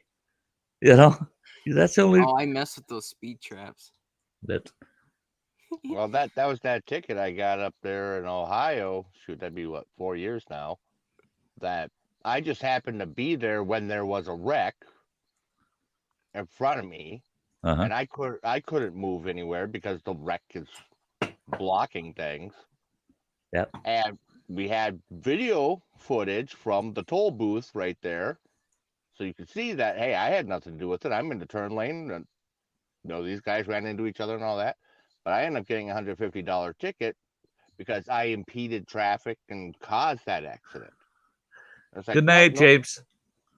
The camera shows, that no, I had nothing to do with it. I wasn't even fully there yet when they were causing the accident. I had to stop because of their accident. Yeah. And the judge was like, well, it's like, how long you been a truck driver? I'm like, well, it's about 12 years. He's like, you don't have any tickets at all. No speeding, no scale tickets. You haven't even gotten tickets in your car. I'm like, well, I don't really drive when I'm at home much. Right. I on the truck a lot. He's like, and you haven't had any tickets. He's like, I think you're overdue. Yeah, right. That's fuckers. Yeah, it's like, yeah, no. Yeah, it's bullshit. You're right, Blake. I did a Sty story. I believe I did it. About Ohio. Oh my God, Blake! I was in Ohio driving all day today. Oh, Ohio makes me just want to cry. Everything about Ohio, how it looks, the color, I went through today. It actually makes me very upset. You know what I like? You know what I like the best about Ohio is when I'd get to the other end of it and I'd see the sign for the next state, welcome to Pennsylvania. I would just about piss my pants. I am so happy. Yes. I made it. I fucking made it out of Ohio. When I get over the line and it says you're now in Pennsylvania, it makes me so happy. It turns all the trees are nice. There's no garbage everywhere. The cars are nice. The houses are nice. Ohio actually annoys me. It annoys me so bad. Yeah. I can't even be in there. I never ever enjoyed anything about Ohio, and the one time I got stopped by a state, I didn't get stopped. The guy with me was driving, and I told him, "Don't get stopped in this fucking state." Well, he got stopped, and it took almost 4 hours before we got away from that stop. I mean, it went to all kinds of squad cars there. Drug dog searching our car, all kinds of crazy shit for 5 miles over the speed limit. Because that cop was insistent that anything we said was contrary to the information he has. So we had to explain ourselves on every fucking thing. He asked me, so the driver, he's your friend, eh? He's got us separated. He's your friend, eh? Yeah. We lifetime friends. We grew up together. We met. In fact, we were I was 5 and he was 4 when we first met. Known him my whole life. And he goes, and what's his name? And I told him, I said, well, his name is Bill Byers. And he goes, it is it? Really? And I go, yeah. He says, and how long do you say you've known him? I said, my whole fucking life. I just told you. And he said, and his name is? And I go, Bill. And then I stopped and I go, oh, no. Wait. Oh, his license will say Curtis. But it's Curtis William Byers. And we always call him Bill for his middle name. He goes, really? Why would you do something like that? Why? Because we did. It didn't fucking matter. That cop was twisting every fucking thing you said. And he did that shit for 4 fucking hours. It was insane. It was insane. Oh, fuck. When I told him, I said, am I detained or what? Am I under arrest? Am I detained? And he goes, no, you're not. I said, well, then bye. I'm going to get out of your car and go sit in mine. He goes, just try to get out of this car. He says, just do it. I want to see you do it. He says, you won't make it 5 feet from this car. And he says, and you'll be in a world of hurt. I said, then I must be detained. He says, no, you are not. He says, as long as you keep answering my questions, you are not detained. What? That's detainment, you asshole. You're forcing me to stay in one place, and you're forcing me to talk to you, even though I told you I wanted my Miranda rights. I want an attorney before I say any more to your ass. You're still making me stay here unless I talk to you. You're going to pound the shit out of me and arrest me and threaten me like that? And he goes, don't twist the things I say. What the fuck?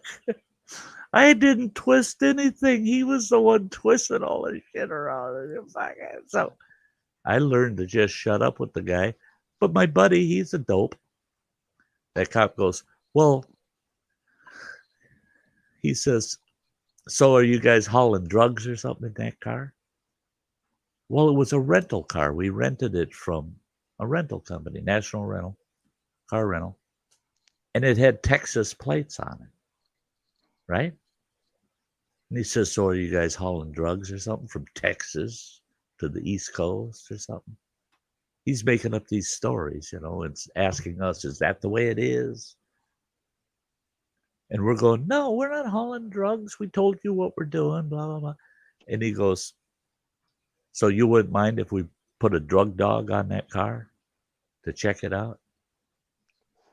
My stupid buddy goes, you go right the fuck ahead. He says, you search that car all you want, because me and Sty, we don't do drugs. We are not hauling no drugs. So you go right ahead. That cop was out of that car in a flash, and he's on his fucking lapel radio. And sure as shit, here comes this guy out of his squad with that fucking dog. I looked at Bill and I said, you fucking ass moron. He goes, what? We don't have drugs with us.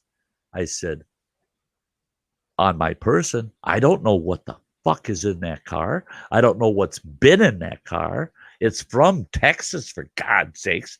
What was it doing in Minneapolis, Minnesota? Who drove it there and left it? Somebody hauling a bunch of coke in the trunk?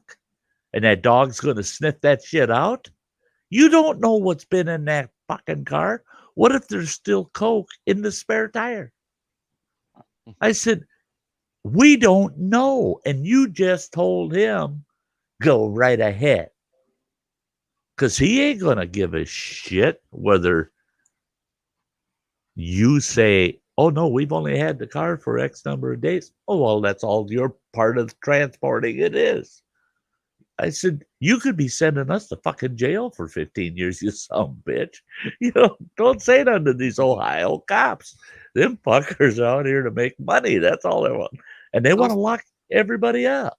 They'll stop you for going 5 over the speed limit, but if your car is literally 1 tire, 3 missing, no doors, no headlights, they'll look the other way. You're free. especially if you got Ohio plates. Yeah. Yeah. Well, it was Ohio that pulled me over out on we run the turnpike all the time. See you, Blake. And, oh no, it's Will that he's saying goodbye to. Okay. But yeah, pulled me over, and I thought, okay, maybe I got tail light out or something, or back my tarp's loose and I can't see it from here. Come up to get my information and all that. And he's like, well, you know why I pulled you over? I'm like, honestly, no.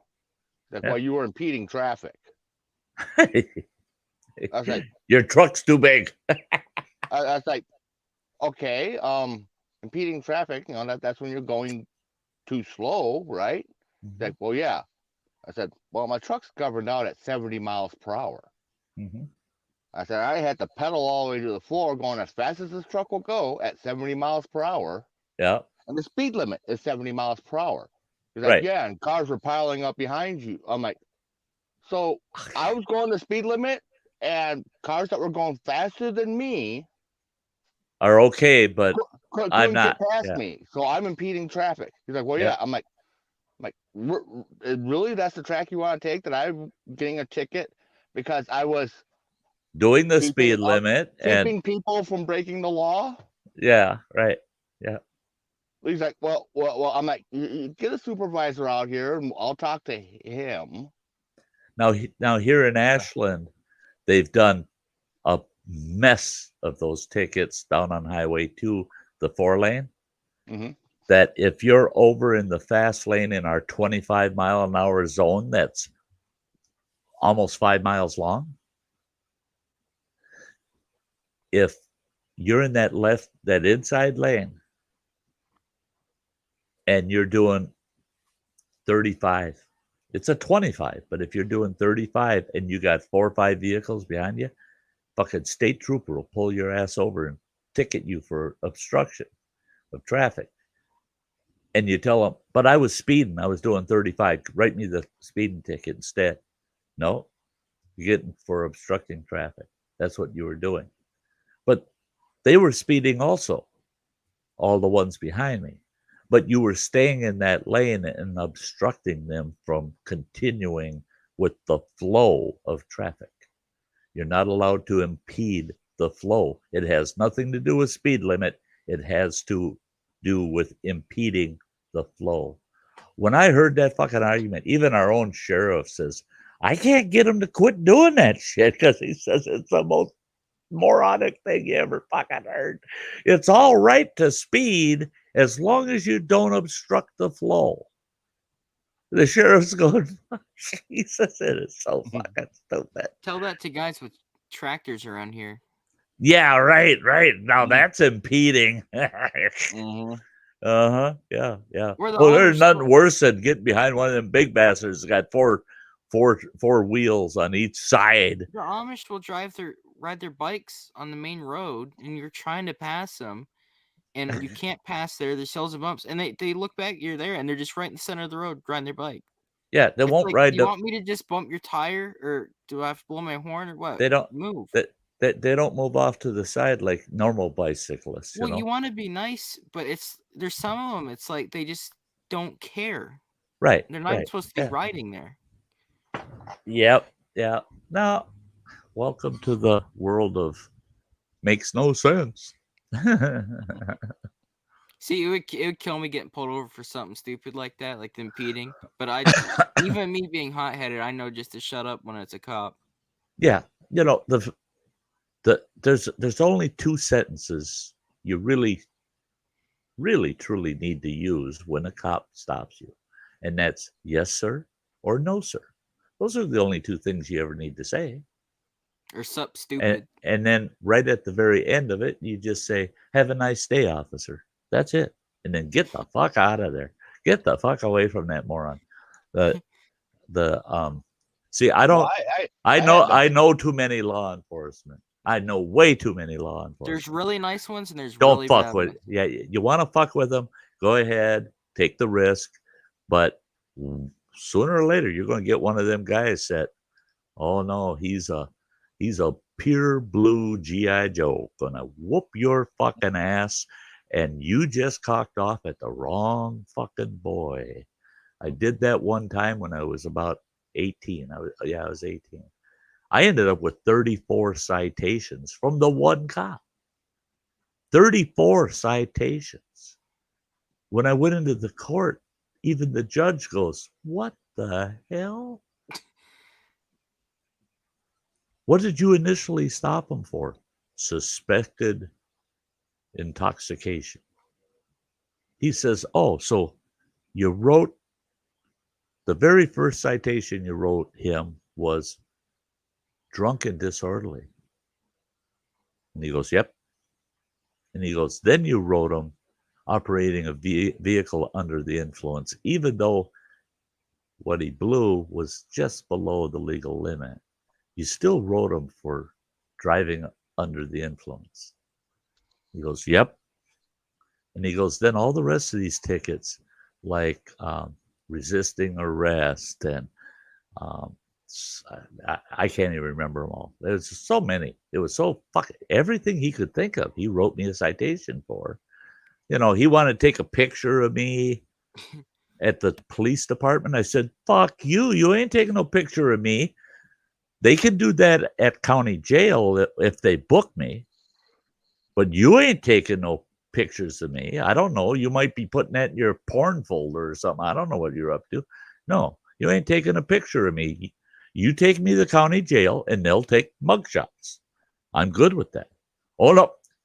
So, you know, resisting arrest again and some other shit. But anyway, you know what that judge told the cop and the district attorney? He says, I'm gonna uphold the very first citation. He was drunk and disorderly. He says, "That's it. And I'm going to fine him," I believe it was $175 for that. All those citations together were going to add up to about $26,000. I got a $175 fine. And he looked at that DA and that cop and said, "Don't ever bring that kind of crap in front of my court again." He said, "Everything you wrote him citations for proved your first citation. He was drunk and he was disorderly." He says, "All you were doing was stuttering. When every time you wrote a new ticket, you just stuttered what you said in the first place. This guy's drunk and disorderly." He says, "We don't give you all those options so you can clump them into one basket." That cop's like, "But he did this, he did that." And the cop said, "Because he was," or the judge said, "It's because he was drunk and disorderly. He did that." "Well, what about that?" "He was drunk and disorderly, so he did that." He said, "All these citations are BS. He was just drunk and disorderly." So I love that judge, man. That guy was awesome. The guy was awesome because he was so right. He was so right. I mean, you can keep writing tickets to a person all damn day long, but if the root cause of it you already wrote the ticket for, then you're wasting your time writing all those other tickets. All kinds of things to him too, you know. Yeah, you know. But if you got a judge that goes, yep, I want to hear this one. Yeah, he's guilty of all of those things. Actually, I was just guilty of being drunk and disorderly. No, you every one of these you were. I'll be back. Yeah. Yeah, well, last year, California, they screwed up, and it took them almost a full year. They finally got back to normal, but the DOT and Highway Patrol were sweating it for a whole year because us truckers, we started spreading the news that they ended up passing for their enforcement, their regulations. When you come into a scale, you're supposed to have your tandems on the trailer at 40 foot or less. Well, if you had a situation where it was like, okay, yeah, move those tandems, well, now you're overweight. Right. So then they would write a second ticket. That's the way it had always been. They get you get the two tickets. Well, when they passed that new legislation, you couldn't get the 2 tickets. Which one is it? So it's one or the other. Yeah. But they can't let you go with it being beyond the 40 foot on the trailer. Or if it's overweight. Yeah. So if you're at 40 foot, you're legal, but you're overweight. But they can't let you go unless you are legal weight. So you move to legal weight, and now the weight's legal, but you're over length. Yep. And so it was kind of like a double jeopardy type setup where. Right. Damned if you do, damned if you don't. Yep. So they couldn't write any tickets to the trucks. Yeah. That they kept getting thrown out because, right, double standard. Up saying, hey, it's a double standard. Yeah. It's like that cop made him illegal. Right. Made him overweight. Yep. Right. That's it. Yeah. In order for you to comply, they're requiring you to commit another transgression. So it's their fault, not mine. It'd be totally different if Weights and Measures said, okay, here's what you got to do. You got to slide your tandems back, get the proper length, and you have to adjust your load. And we're going to charge you for the length, but you got to adjust your load, and then we'll weigh you. But they're not doing that. They're not giving you the opportunity to correct the issue. They're just saying, you're guilty of one or the other. We're going to get you. That's bullshit. You can't do that to people. That's like and what they were doing before they had done that, you would get tickets for both. Right. Yeah. Yeah. That it's like, okay, later, Blake. You're overweight. Now adjust it so you're legal. It's like, okay, you're legal now for weight, but you're over length. So here's your second ticket. Right. Now you need to have someone come out there and fix it. It's like, yeah. Hey, well, I'm gonna have to go to bed now. I was just gonna say I gotta wrap this up. We're going on 2.5 hours. And everyone's leaving chat too. It is getting late. Yeah. It's 1:15 in the morning here, 2:45 in the morning where Nick is at, and we don't give a shit where Running Water's at. Walmart doesn't either. Just not in the parking lot. Yeah, as long as you're not in the Walmart parking lot. But so hey guys, it was fun for a spur of the moment chat. And we'll try to do this whenever I can. And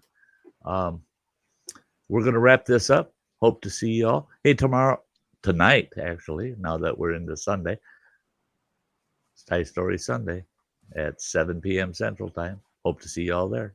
And until then, all of you take good care of yourselves and have a very good morning now. So bye-bye, folks. We're going to dance our asses out of here.